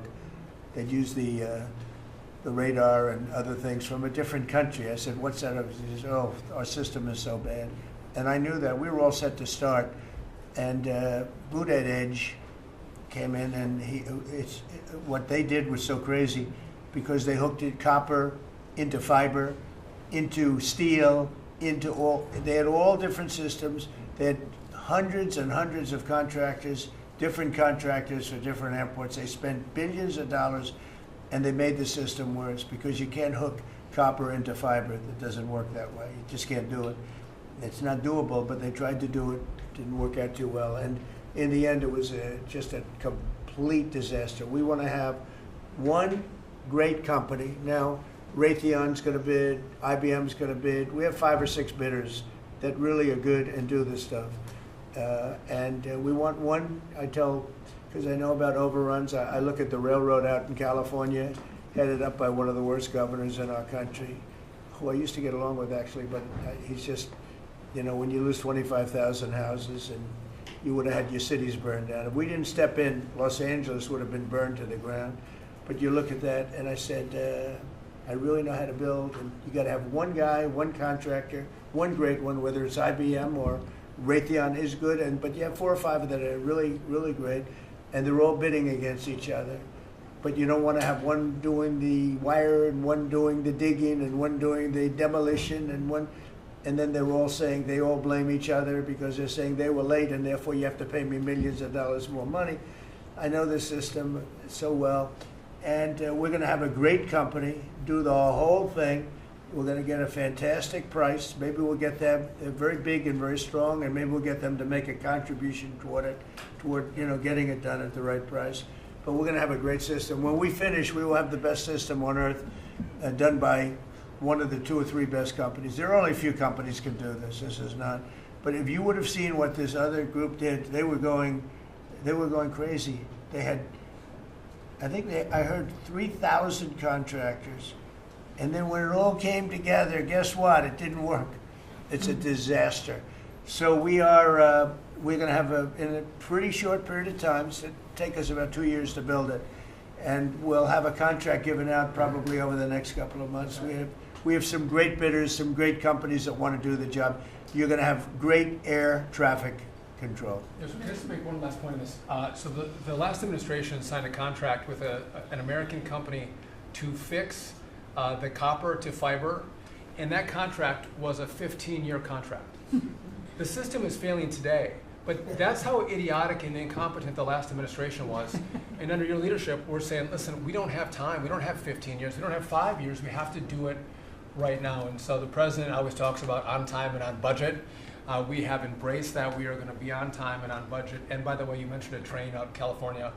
Stay tuned for, probably give us 5 days and you'll have an answer on what's going to happen with the $4 billion that we potentially have invested on a train that's going to go nowhere. It's going to be $120 billion that'll never connect San Francisco to LA. Again, the last administration wasted so much money on projects that never work. If you're going to have high-speed rail, you're going to invest billions, we should actually have high-speed rail in America, not boondoggles that fund political friends and allies and family They had members. from San Francisco, inside of San Francisco to inside of Los Angeles. Should have never been built because airplanes do it better. And you could drive it. You could drive it. No problem with driving it. The roads aren't even crowded. So they were going to do this. Somebody's idea. Somebody got paid off a lot of money and they started it. It was going to cost a very small amount of money. And it ended up costing literally hundreds of times what the original. And now what they did is they said, well, going into the city is too big a deal. So we'll leave it 25 miles short of the city. So now they're leaving it. They're not going to finish it, really. It's not the same project. So now they're leaving it outside of San Francisco and outside, short of each. They just want to get it done, and I've never seen cost overruns. You know, if you have a cost overrun of 10%, you should be ashamed of yourself. 20%, you should not do any more jobs. This is a cost overrun of 2,000%, something like that. It's unlimited, and it's not finished. And maybe it will never get finished. And I told Sean, look at it from every standpoint, but we don't want to, you know, we have federal money going into that, and it's like throwing it out the window. So whatever you can do to stop it. $15 billion and not one track has been laid. $15 billion and we're 16 years into the project, not one track. Mr. President, on FEMA, Mr. President, do you? On New York, you're the most prominent Republican in the country from the city. What do you want to... Anywhere else, too? Well, I don't want to be a wise guy. Perhaps I can. Maybe Marco. But how do you want Republican voters in the city to vote in the upcoming mayoral election? Should they vote for Eric Adams? Should they vote for Sliwa? Should they pick someone else? Look, number one, you have a communist running, and you shouldn't vote for him. He's a disaster. He's leading. He's got the Democrat nomination because that shows you where the Democrats have gone. He actually wants to take over the grocery stores of John Catsimatidis, who's a great guy, a rich guy, grocer, does a good job, wants to take over. He actually called me the other day. He's concerned his stores are going to be taken from him, and they won't be run like John runs them. Believe me, he runs a good operation. But he actually said he wants to run his own grocery stores. No, this is a man who's not very capable, in my opinion, other than he's got a good line of bullshit, and he's convinced them to go with him. Now, as you know, Cuomo, who does have capability, is running, but he got knocked out, and now they're running as, you have Eric Adams, the current mayor, you have Cuomo, and you have Curtis Sliwa. And Curtis runs every 4 years. He seems to be a fixture on the running scale. But you know, it's I'm not getting involved. But I can tell you this: I used to say we will not ever be a socialist country, right? Well, I'll say it again: we're not going to have. If a communist gets elected to run New York, it can never be the same. But we have tremendous power at the White House to run places when we have to. We could run D.C. I mean, we're looking at D.C. We don't want crime in D.C. We want the city to run well. Susie Wiles is working very closely with the mayor, and they're doing all right. I mean, in the sense that we would run it so good, it would be run so proper. We'd get the best person to run it. The crime would be down to a minimal, would be much less. And you know, we're thinking about doing it. To be honest with you, we want a capital that's run flawlessly, and it wouldn't be hard for us to do it. And we've had a good relationship with the mayor, and we're testing it to see if it works. But New York City will run properly. We're going to bring New York back. I love New York. You know, I loved New York for a long time. Then we had a bunch of crooked people in there. You have an attorney general who's a total stone cold crook.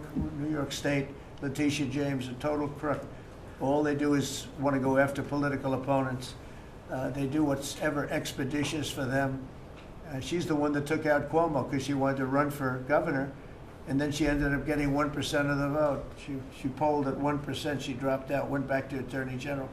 You have a lot of crooked things going on in New York. We're going to straighten out New York. Maybe we're going to have to straighten it out from Washington. But when I see a communist who has actually gotten a Democrat, pretty much gotten a Democrat nomination, they also went to that new form of voting, which is a beauty. You go in there in third place, you come out in first. That's that form of voting that they have gone to. You know what I'm talking about. It's not too good. We're going to do something for New York. I can't tell you what yet, but we're going to make New York great again also. We're going to make it great again with the country. What we've done in this country in the last 6 months, nobody has ever seen it. And I told the story, the King of Saudi Arabia, I was over there. They gave us $5.1 trillion between Saudi Arabia and UAE, Qatar. 3 stops, $5.1 trillion coming into our country as an investment, biggest investment ever made. And it's all going to good stuff. I mean, all real big, good stuff. Energy projects, big, big things. But they all 3 told me essentially the same thing. We thought your country was dead, and now you've got the hottest country in the world. We're right now riding the hottest country. We all, and you can all be proud of it. We're in the hottest country. This is the hottest country in the world. There's nobody close. Made hotter by some great pilots and great machines that nobody else has. Those great, big, beautiful machines, they rode those machines right into the toughest territory, and nobody knew what the hell happened. And then they hit their targets perfectly, and it was complete and total obliteration. And that's why that war ended, Steve. They told me that's why the war ended. The war ended when they saw that, it was over. And we're very proud of it. But we have the hottest country in the world right now, from a country that was close to dead. And if I didn't win, if you would have had the other person win, we all know who she is, whether it was she or Biden, they're the same. He may have been more competent than her, and that's hard to believe, right? But if you had that ideology in, I don't believe you would have had a country anymore. I think you would have had a country that was broken up. But we had a dead country. Now we have the hottest country in the world, and everybody knows it, and everybody said it. Mr. Vice President, do you have anything to say? Well, thank you, Mr. President. I just want to say that I'm very proud of the whole team. I think everybody has worked together. You see Pete and Marco and Steve working on some of the diplomacy, Christy and Pam working on the border. We just have a really, really solid team, and we've done a lot of good work. And in particular, I want to congratulate the White House staff led by the President on getting the One Big Beautiful Bill passed. Yeah. I was personally skeptical, sir. I never told you this, but I was skeptical we'd be able to get that thing done by July 4th. We did it because we worked together and we worked very well. So it's an honor to be a part of it, but I'm really proud of you guys for doing a great job. The beautiful thing about it, it had something for everyone. That's right. Most people said it had to be broken into 7 bills. It's so big. The problem was that some of those 7 have nothing for anyone, but they had to be done for the country. You know, sometimes you have to do things for the country that aren't necessarily popular. We had a couple of them, and that wouldn't have worked. So the One Big Beautiful Bill, many people said it could never be approved. Too big, too everything. There's too much. But it had something very big and very important for everyone, and it's great for the country. And remember, the Democrats have come up with a false narrative, you know, just whatever. It's just a line that they send to everybody, and that they print. I think in the case of this, it's death, death. Everyone's going to die. I heard that. Everyone's going to, just the opposite. Everyone's going to live. What we're doing is saving our country and making it much bigger, better, and stronger than it ever was. I'd like to ask, Marco's been doing such a great job. Do you have anything to say? Well, it's just going through a list here, Mr. President, and I think the Vice President's pointed out to the great team you have, but and all these achievements that have happened domestically. But you think about it, under your leadership, we prevented and ended a war between India and Pakistan. NATO's now at 5% for the first time ever, the highest numbers ever. A peace deal between the Democratic Republic of Congo and Rwanda. A 12-day war that ended with an American operation that we're the only country in the world that could have done. hopefully pretty soon, a peace deal between Azerbaijan and Armenia. The entire Middle East and the infrastructure of it has the potential now to change because of Syria and Lebanon, and it hasn't even been 6 months. Sure. It hasn't even been 6 months, so it's a It's a great lot. testament to your leadership in this. Well, thank you very much, and you've done a fantastic job. Could I just ask Linda, she's involved in so much, she's so talented and so good, and she's working on a couple of little things like Harvard, who was given $5.5 billion over a short period of time. We caught him on that one, that's crazy, but you're working on so much, you want to bring education back to the States. How are you doing? Well, absolutely, and thank you for the opportunity. I think on the big, beautiful bill, what we saw, with school choice, that's finally on a national basis at the state level, but there are opportunities now for scholarships, more and more of them for kids who are in failing schools. It's going to be a big turnaround. I think one of the biggest accomplishments we had over the past week was the University of Pennsylvania with the Title IX ruling that Leah Thomas was stripped of her title, Riley Gaines and Paula Scanlon and other women who have stood, so strong against men and women's sports. And when you put out the executive order, I mean, that just solidified it and gave them the opportunity. So those are a couple of really, really big wins, and thank you for that opportunity. And how are you doing with Columbia and Harvard?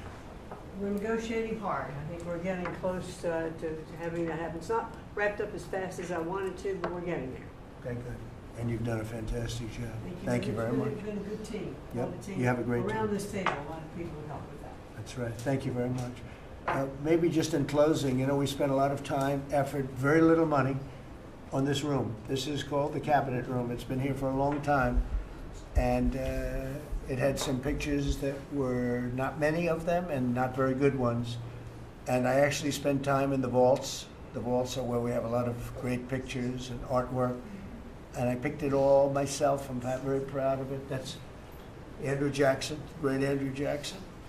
That's a gentleman named, and we call him President Polk. He was sort of a real estate guy. He was, people don't realize he was he was a one-termer, but he was a very good president. But, and I'm not sure I should be doing this, he actually gave us the state of California. He was the one. He was the one that so I'm not sure, maybe he won't be there for long. But if you notice, the frame is the exact same size almost as the other one is Andrew Jackson. So that was a part of the reason too, I have to be honest. But Polk was actually a very good president who's got the same frame that I needed, okay? And up here you have the original George Washington right behind the light. And then you have Dwight Eisenhower, who was a very underrated president. He built the interstate system, and he was the toughest president, I guess, until we came along. But I don't mind giving up that crown, because I don't want to be too tough on it, but we want to be humane. But he was the toughest president on immigration. He was very strong at the borders, very, very strong. And sometimes you can be too strong. He was strong at the borders, and during a certain period of time, they were so strong that almost every farmer in California went bankrupt. We have to remember that. We have to work together, and we have to remember that. But he was a very good president, and a very good general, and a very good president, and I thought he deserved a position somewhere on this floor. And then you have, this is very exciting to me, he was not a Republican, to put it mildly, but he was, he was a four-termer. He was Franklin Delano Roosevelt. And if you notice, there were a lot of ramps outside. We have ramp, people say it's an unusual place for a ramp. It was because of him. He was wheelchair bound, but he was an amazing man. It's an amazing portrait, and we used to have him in the room, a different portrait, and it was a terrible portrait. It was almost like it was done by a child. And I used to say, I can't believe that he would have approved of that portrait of himself. And I was in the vaults and looking at things. I said, what's that? And we have some great curators here. We have 6 curators at the White House. They have 2 for paintings, they have them for furniture, they have them for different things. I guess cost is no object. Okay, cost is, maybe I'd have 1, but that's all right. But we have 6, and they're very talented, though. And he said, that's a picture of FDR. I said, really? Let me see it. They took off the wrappings, very well preserved. And I said, that's the picture they've been looking for years. That was the picture of Franklin Delano Roosevelt. And I said, oh, wow. And likewise, that fit, see frame-wise, it just doesn't work. It doesn't work if you have, I want to be nice, but it doesn't work if you have a big frame, a little frame, and but it's like perfection. I'm a perfectionist. The mirror was down in the vaults also. I said, where is this from? And it's a very old, very storied mirror, beautiful. We put that up. And then over there is Honest Abe Lincoln. And that picture was in his bedroom. And we thought that this would be a very important place because this is where wars are ended. I'm not going to say wars are declared. I'm going to say wars are ended, okay? We'll be positive. And that's the picture of Abe Lincoln from his bedroom, sat in the bedroom for many, many years. That was his favorite picture of himself. And the Lincoln bedroom's very famous. You remember when Bill Clinton had it and he rented it out to people. Okay? We don't do that. But it's an incredible room. And we took that picture from his bedroom. That's Abe Lincoln. And then over here you have John Adams, and it's they were the first occupants of the White House, 1800. And John Quincy Adams, Mrs. Adams, they were the first occupants. So we have them looking at each other, and in between their stare is Abraham Lincoln trying to make peace. And that picture was in a room that I have that was not important, like the cabinet. I gave it up. I said, I have to give it up because that's one of the greatest pictures of the White House. The White House is tremendous art. And the Oval Office, when we're there, we'll go over that. That's really been something. Then we got the drapes, so we got the whole thing. We got new drapes. We got new, wasn't a big expense, very, very small.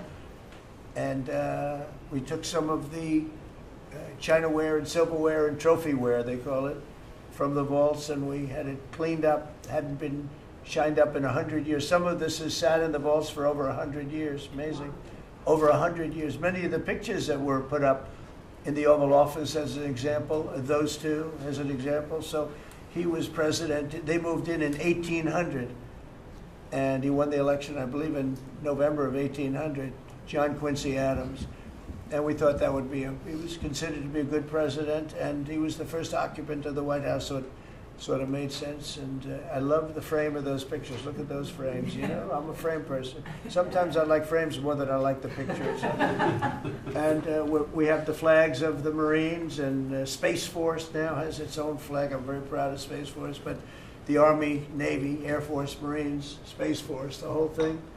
And Coast Guard is right there. You never forget the Coast Guard. They do a great job. So we have the flags throughout the office. And it's really become quite a beautiful place. I don't want to tell this, Marco pointed it out. I was going to leave the clock. So as president, you have the power.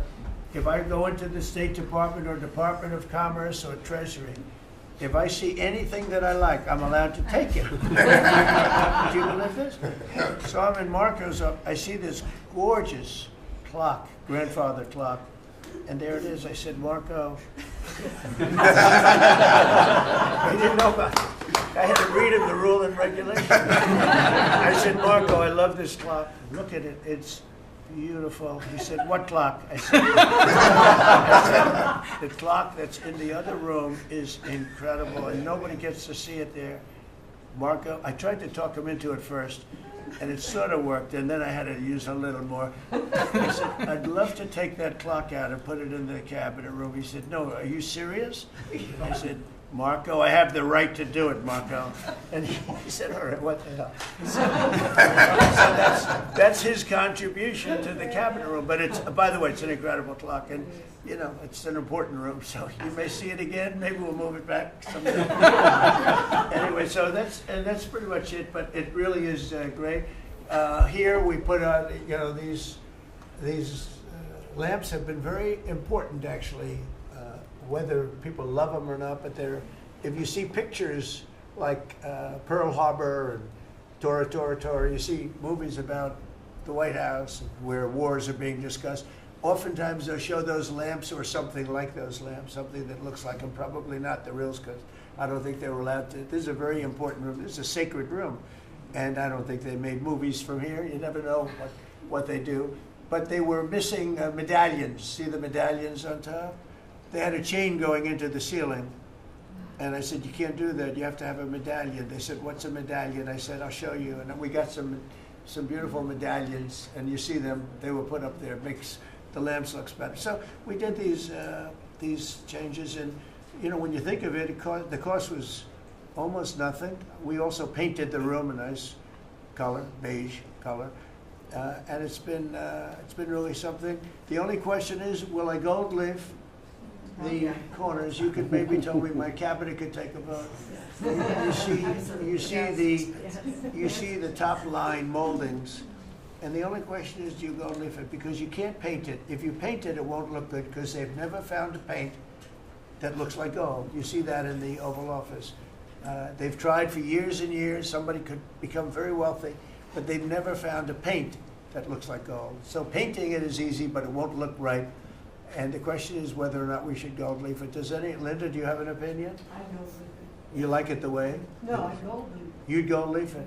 Yeah. Who would gold leaf it? Could I raise you? How about, would you gold leaf it? I was going to ask about McKinley, one of your favorite presidents. Well, McKinley was a great president who never got credit. In fact, they changed the name of Mount McKinley, and I changed it back because he should have been. The people of Ohio were he was the governor of Ohio. The people of Ohio were very happy when I did that. I heard they were very insulted. They took the name of Mount McKinley off.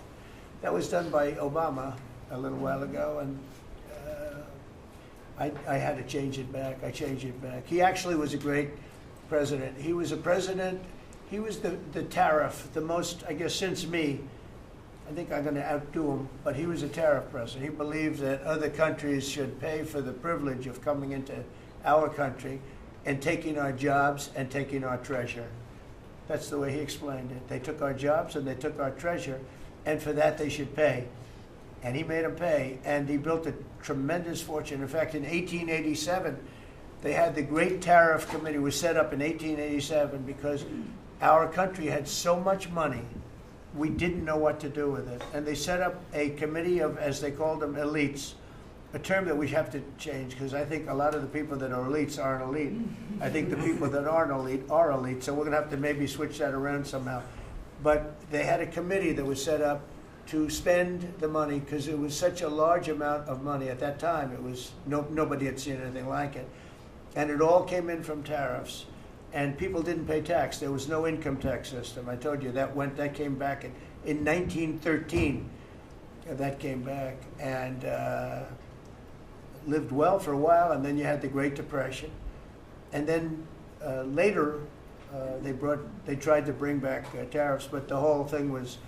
This was after the Depression. That was one of the great misconceptions. Is people like to say, "Oh, but it was during the." No, the country had a Great Depression, and then after the Depression, long after it started, they brought back tariffs to see if they could save it, but it took them really 25 years. When you say about 25 years to get out of the Great Depression, a lot of people don't understand that. But I thought it would be interesting for you to get a little view of this room. This is a very important room, very powerful room, great room. And we've done similar, but even beyond this, in the Oval Office. We brought back pictures of some of the great presidents. Many of them were in the vaults for over 100 years.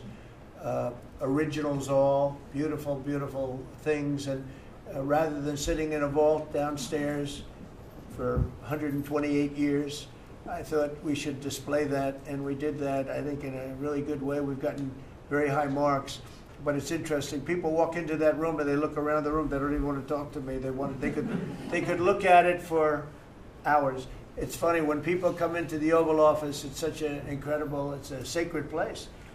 When people come into the Oval from the biggest people in the world, presidents, prime ministers, kings, queens, one case at least. Queens and the biggest business people in the world, they walk into that office and they always say, there's no place like this in the whole world in terms of the power. It's beautiful and all, but there are other beautiful offices. You have businessmen that have offices that are, full floors of office buildings, floor to ceiling glass, and they walk in there and they say, There's no place like this anywhere in the world. There's no place. And, you know, it's what it represents maybe more than the physicality of the room itself. So it's an honor to have you all, media. It's an honor to have you. I just want to say we have a fantastic cabinet. Every one of them is a star in my book. And if they're not, I'll let you know about it. I don't care. I'll throw them to the wolves. I'll throw them to the wolves in 2 seconds because our country comes first, right?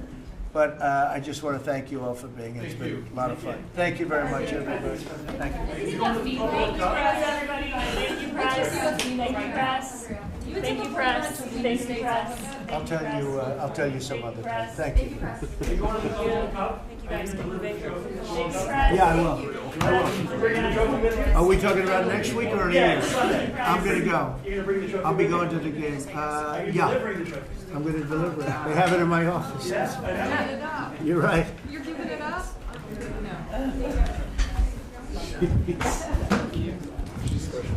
Oh, she's good.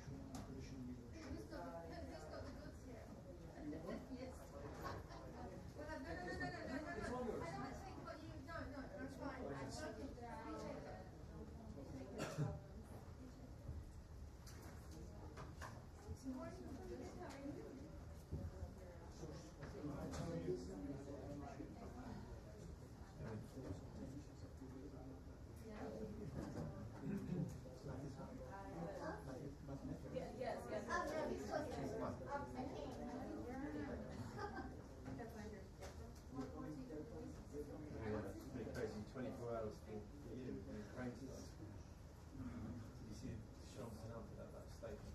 It sounds like them, I refiled. I had to go to my house, so it's also.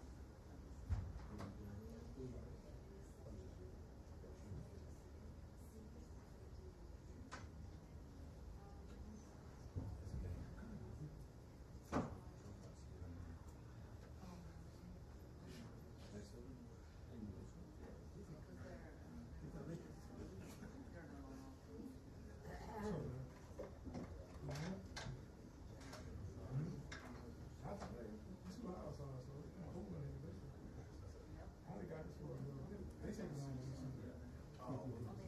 so we bring jackets up here a lot. Yeah. No. No, this is GPS taking us. It's really there, this is all. I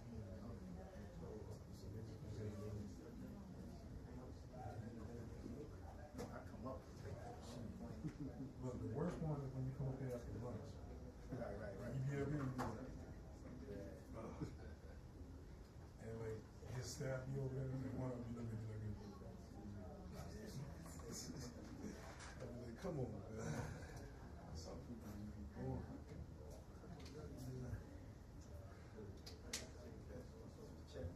Y'all still living for the night? September? I think that is. I know. I'm gonna leave tonight, and then I'll come out like 11. I think we might be leaving at the 15th. Something that might change. So I'll go. Alan will go up. He'll stay the whole time. And then I'll go up the first week. And then Laura comes up to the end. I don't know how y'all had it. You had some downtime, a little bit. I don't see any downtime at all through this. No, well, we got, if we get, let's say I work from 7 to 4. I'm still on call, right, like you are. Because I'm at the hotel. They close, right? So if something good. We're not taking as many people as we did last year. It's going to be like maybe 3 to 4. So it's going to be a lot. So we don't see it.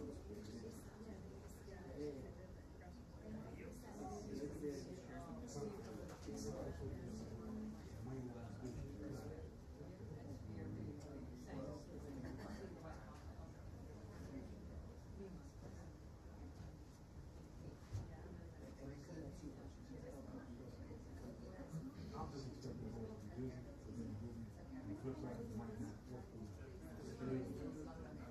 It was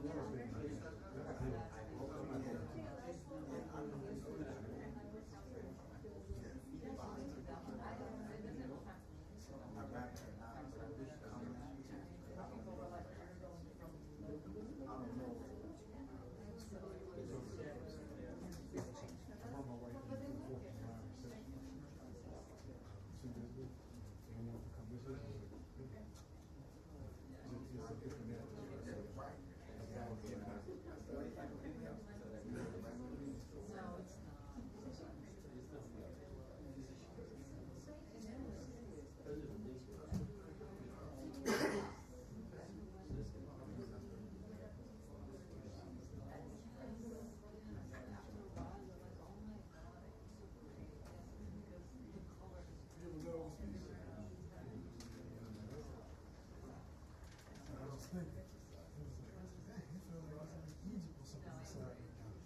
No, like on a good day. This was like a good day because like the breeze was blowing a little bit, but it's still like I still feel like the heat and the humidity a little bit.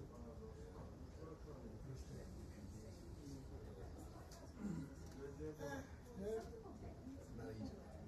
I've been to Afghanistan, Iraq, Saudi Arabia, a few places out there.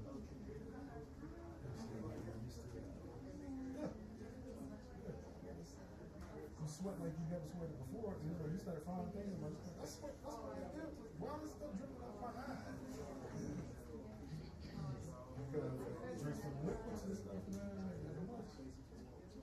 I used to like purposely drink all down, eat most of my stuff on the backpack, so I can carry less. You look off in the distance, you look out to coming in. You're like, resupply. No, like it just reminded me that I walked outside earlier and I was like, wow. I was like, actually, it's not that bad because I'm from Louisiana. Oh, okay. And it's like, what? Got you. I went to school in the summer. Okay. Okay, so you know Scotland is. Yeah. Chicken spots and liquor stores and dudes still wearing butterfly collars and jerry cans. Coleman's.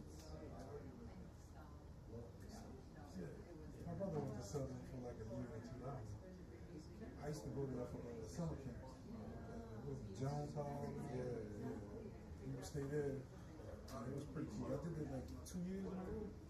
When I was a teenager, I was 13. I used to go there. So you graduated from there? Now you plastic come around, I know who you're looking for. Exactly. I don't know, this is like, I've never been up to ground. I know that actually went. I don't know, just, it didn't seem like anything was up there. And I was like, how can y'all go to school up there and there's nothing up there? I was like, y'all just, on campus, just doing like what y'all doing on campus. I was like, I can't do that. I just heard stories and stuff, I never knew that. I was like, okay, it's like some KKK stuff up there or something. Actually, William, his family was from down there. I forgot the parish. I can't remember it off the top of my head. His family was from Arnica Street. Move forward. What else? As much as I went to Louisiana Tech 1 year for that camp. I was scared going that time. Because, like, I'm from Southwest Louisiana. And when you go different parts and stuff, it's not the same. Food tastes different and stuff, you know. I can't remember on top of my head so many times. I just like, that's the furthest I went up north. I met a lot of girls from on the road. That was crazy. Like, I ran into one girl. Come to find out, I was listening to both of them. They was cousins.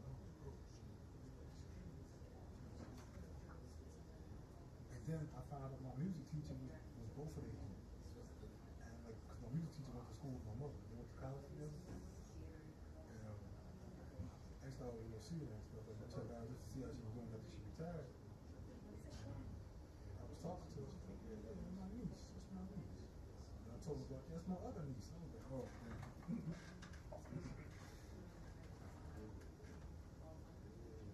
Yeah, that's a good time. It's like good. I'm from here. What year was it?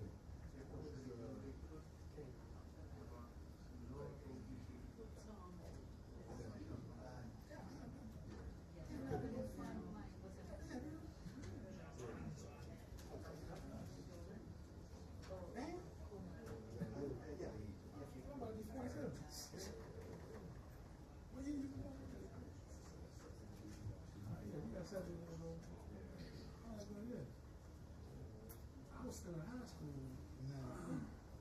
I graduated in 97. And I joined the military in 97. Hey, you was like during the good times. You got to go through this.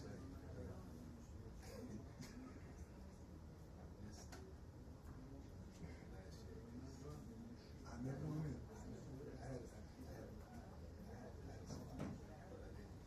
So it wasn't about your classes, but my high school was going to the state championship, the Super Bowl, and we had taken the lesbian. And my best friend wrecked his car that day because his girlfriend got him mad. And he took it through a temper championship. Drove his car into a cow. Guess we're not going to the championship, and we wound up losing that. But anyway, I went to Canberra. So, Kevin Falk, Wayne Richard, they all went to the school. Kevin Falk used to play for the Patriots. He's still there. I still see him. He cool. He's got a Super Bowl ring. Very down home type guy. Yeah, it's kind of shaky. Because he's still, like, where his clothes at, it's still in the living room. And all the dudes came up together, and it's like, it's called the Backstreet. It's called Winner's Circle. They kind of known for having like after hours stuff going on. And like, yeah, I ain't gonna go there. I'm cool with that. They be doing that type of stuff. And it's like everybody kind of like, you know, they all grew up together. So I'm not from this side of town, but it was like I'm from the north side. Yeah, but it's like, so it's like when I go over, it's like everybody knew me because like I went to school with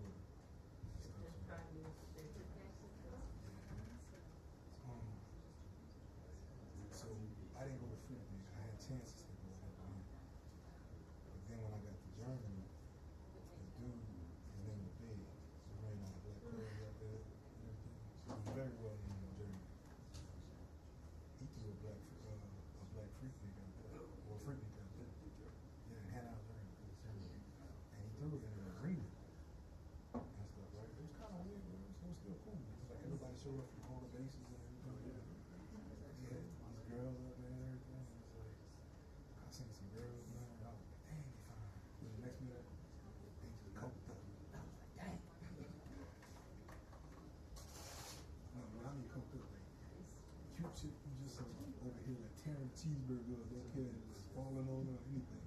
She got the munchies real bad.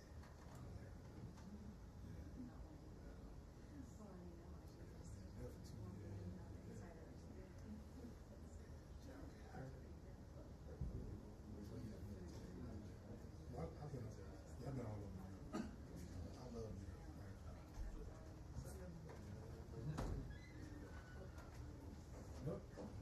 It kind of sounds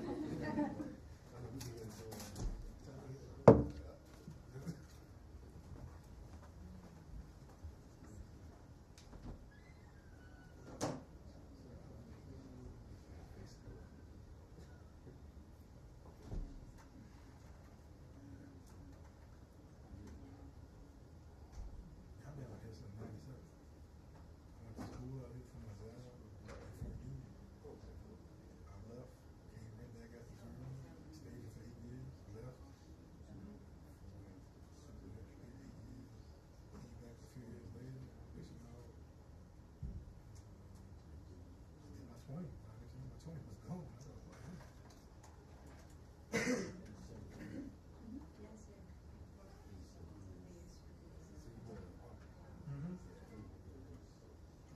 Laurel Square Park was I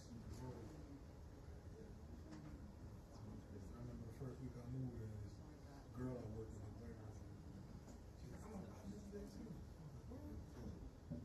The first week she moved there, they stole her side mirror and siphoned her tank. I was like, just steal some mirror. Why did you come to the mirror?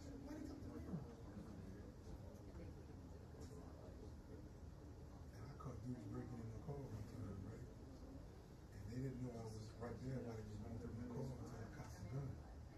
And they said, "Oh, you got break out."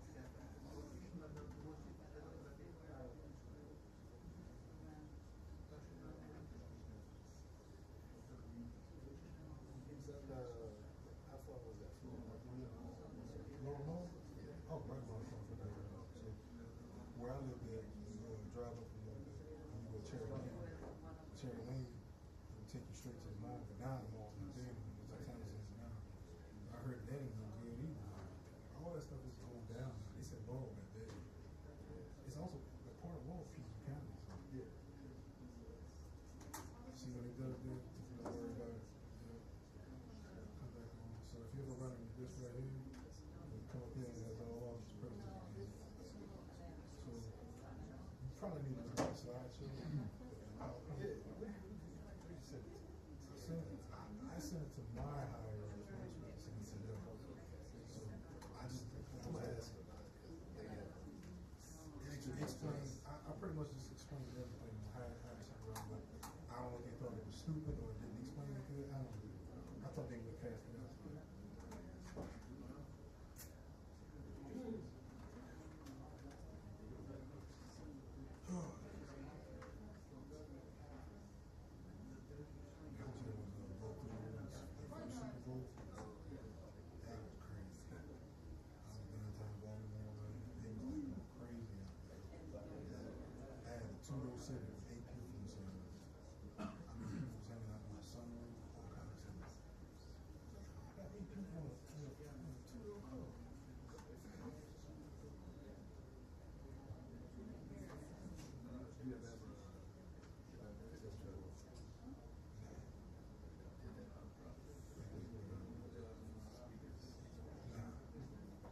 You know what? I've always wanted rims, and I've always wanted a sound system. Most I've ever done to my car is like change out the factory speakers and put like the Alpines on and stuff, the 6x9s and all that. I never had like 10-inch woofer or whatever, or 12, 11, 12. I never had that control. And then it was like with rims, I could never bring myself to buy them because I felt like I would have buyer's remorse. So I was just like, people used to clown me, man, because I had 207, right? 2000. I used to clean that thing in the cold, everything. I get a hot bucket of water. You treat that thing like it's a big bucket. Yeah, yeah. It was like, they couldn't tell me. I was like, when I had kids, all they wanted was window. Because like, I'm very like, typical about it. People keep your fingerprints on my car, especially after I wash it. It's like, you know, when I had kids, it was like, oh, that window over. I just be looking at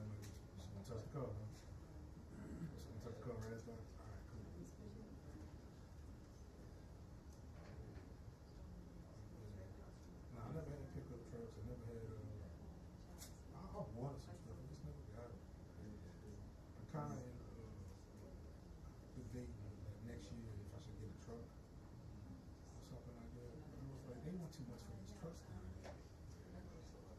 Now, like, I got like some of my neighbors, they be like spending their money and shit. Like they got like these diesel trucks, and one of them got like a spider kit on one of his trucks. You know the spider kit? It's basically lifted up, right? You got the rims on there, but it's got a certain type of it's a suspension, all kind of stuff you put on there, but it comes like with a kit thing for your truck also as well, to where it looks a different way. Like if you look it up, the best person to look at is Kreitz, Frederick Mann, Krietz. They sell trucks like that. Krietz. Yeah. Yeah, they sell a lot of the trucks they sell over there like that. Like you'll see the spider on the side right here, and it'll tell you whether it's a spider kit or not. And it's like, but they be buying trucks like that. Them trucks like going like 80 million. And I'm like, I'm not paying no 80 million for a truck, man. Yeah, they got some beautiful stuff on it. It's just pricey.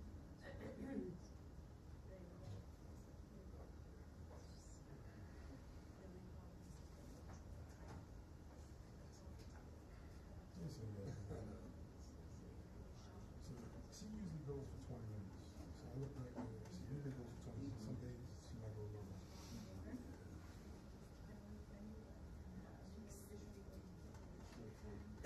You'll see me riding my favorite journalists and stuff like that talking. She always has priority. I never let them speak over her. So you'll see that. But I leave these on all the time.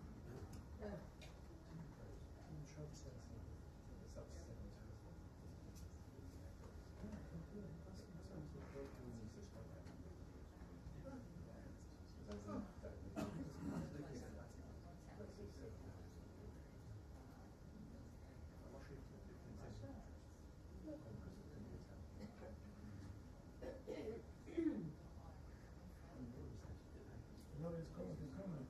Put all the sound systems up in there.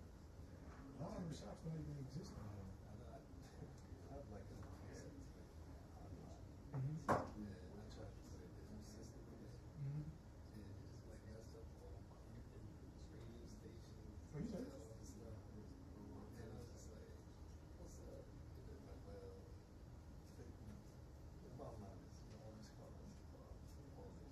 Systems are connected to the system.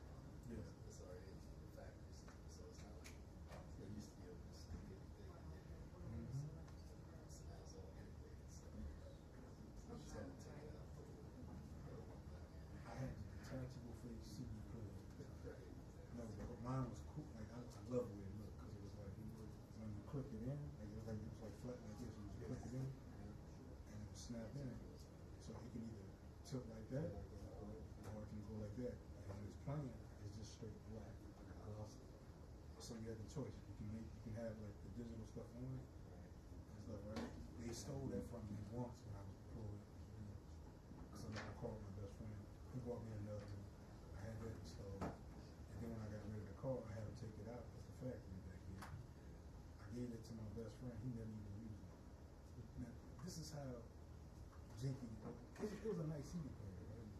It had a remote to it. Yeah. Like, hold on, I'm sitting up here like this in my car. Instead of just, you know, and I had the expensive 6x9s in there, you know, and it helped a little bit. I mean, I never had no rims. And then I traded that up for a $100 cord. I wrecked that. And then I bought a Lexus. I wrecked that. And like, yeah, I broke my knee now. That was a long story. But I think after that, I bought an Infiniti, then I bought a Maxima. I got a Audi A7 right now. I got about 122,000 miles on it. I bought it used, 30,000 miles on it. I bought it in 2018, so 2016. So I paid that off. My wife keeps telling me like I don't need a new car because she said that one still looks good. But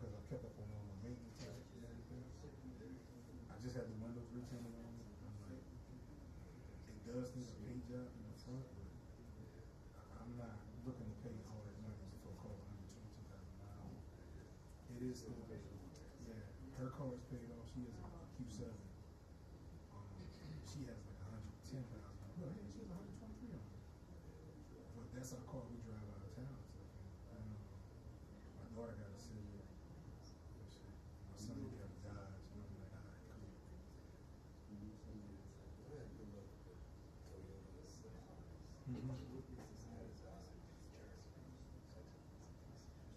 Well, the plan was when I bought my house, that was my retirement car, and I was going to drive it on the weekend.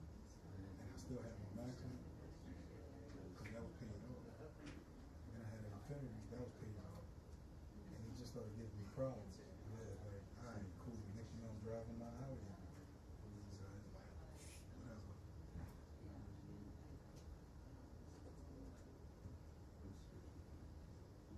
I was gonna buy a new Audi, but it's like, I'm taking a chance with these new cars now because there's so many recalls on them because they have so much electric stuff in them. Touch panel this, touch panel that, and it's like, they just keep getting recalls on them.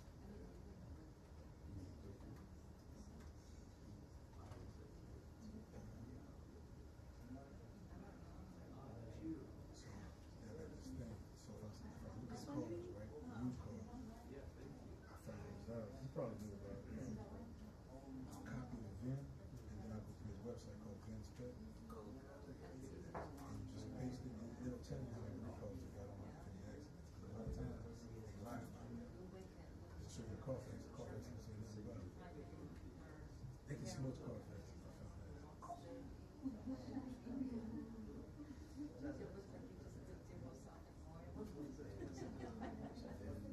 You copy the VIN, and then you go to the website, VINspec. If you look it up, you'll probably be like, wow. Because like a lot of cars, like I had my eye on a 2022 S6. And it was black. And I liked it. And I was like, it was in Texas. I'm like, all right, cool, we might have to transfer that in. They wanted $59 for it. I was like, I ain't never paid $60,000 for it. So I was like, I just kept watching. That car dropped down to $45,000. Oh, it's Audi certified. How many miles it had? 30. Had the paint protection on it. Had the paint protection on it already. Everything. It was exactly what I thought. The first time I looked it up, I had 3 recalls. So then I kept looking at it. The recalls disappeared. Nah, something like that. So I started looking at like, what's going on with this? And it was like a lot of stuff.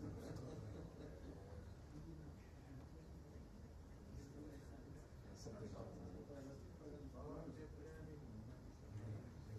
I looked at Mercedes. It's just Mercedes. It's just one of those things I don't think I need to step into. It's like a lot of these cars you buy, especially Mercedes, it costs $700 just for a subscription. And I'm like, what?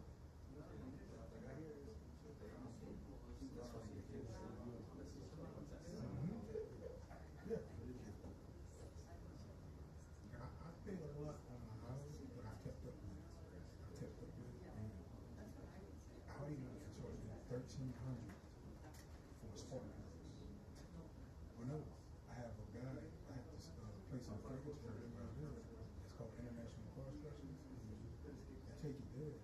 They're all Audi certified, Mercedes, Land Rover, every foreign car, they're certified. The only thing they can't do is recalls. So I took it there, and it was like, $100 for sport, it was like $300. Like that.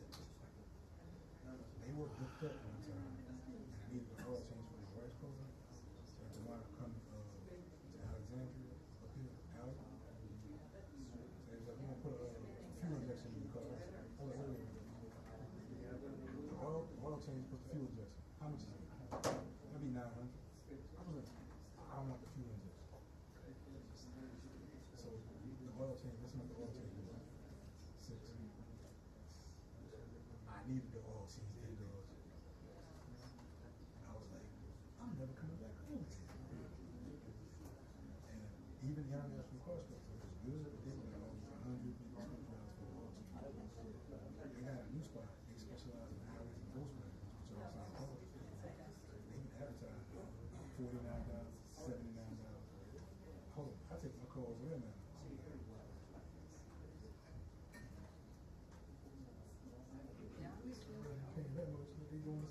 Think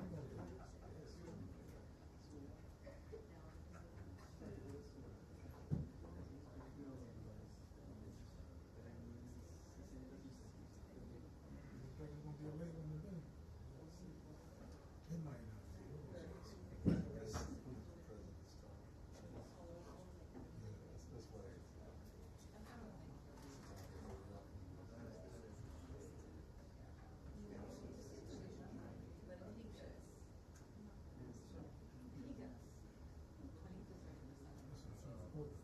I can usually gauge it out and be able to come in and say the match down there.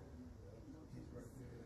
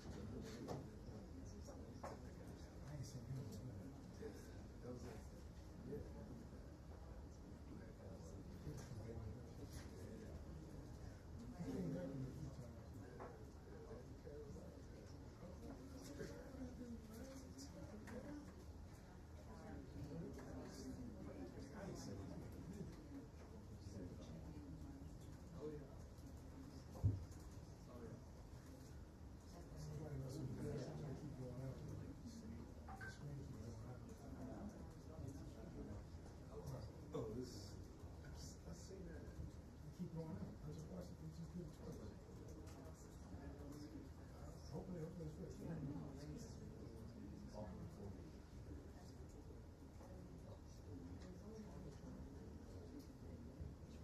Just wait just now. I'm going down in the ground dark in the day. You want to go somewhere? Just get on the road.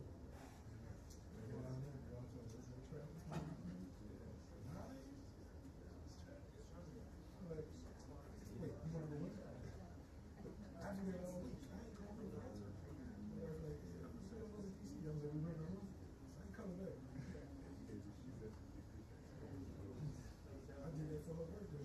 Yeah, her birthday was. We came up here, went to the Skyline. Man, they trusted me with that. It was still a good experience, but they took pictures of the club and I went to the website. They took pictures of the wide they were at. I got it now. I was like, you gotta walk up these steep stairs to do it. And then when you get there, it's like, it's small. It's a decent size. Now, it's a bar. It's nice. Around that area, they got a little bar right outside. I don't know where I was at. It was like, and those get DJs. They still playing stuff from like the movies, like playing Usher and stuff. And like, Little John, like you can't go wrong if you play some old school. I mean, old school like Maze and stuff like some DC, some Google and stuff. You can't go wrong. Some of the stuff they were playing, I was like,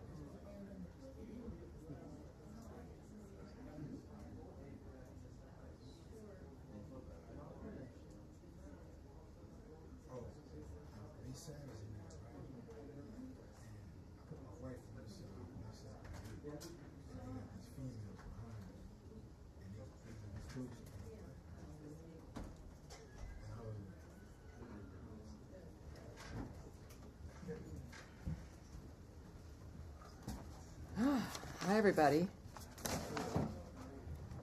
I love those cabinet meetings. I do. I love them. The transparency is always fabulous.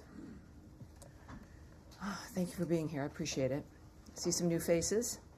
Some of your colleagues are traveling today with the Secretary. I think they're, because you don't look like Matt Lee at all, but that I've seen you before. It's all right. That's all right. Thank you all for being here. Do have, of course, a couple of announcements here as we begin. In my own voice, not AI. Not that you have some questions about that. All righty.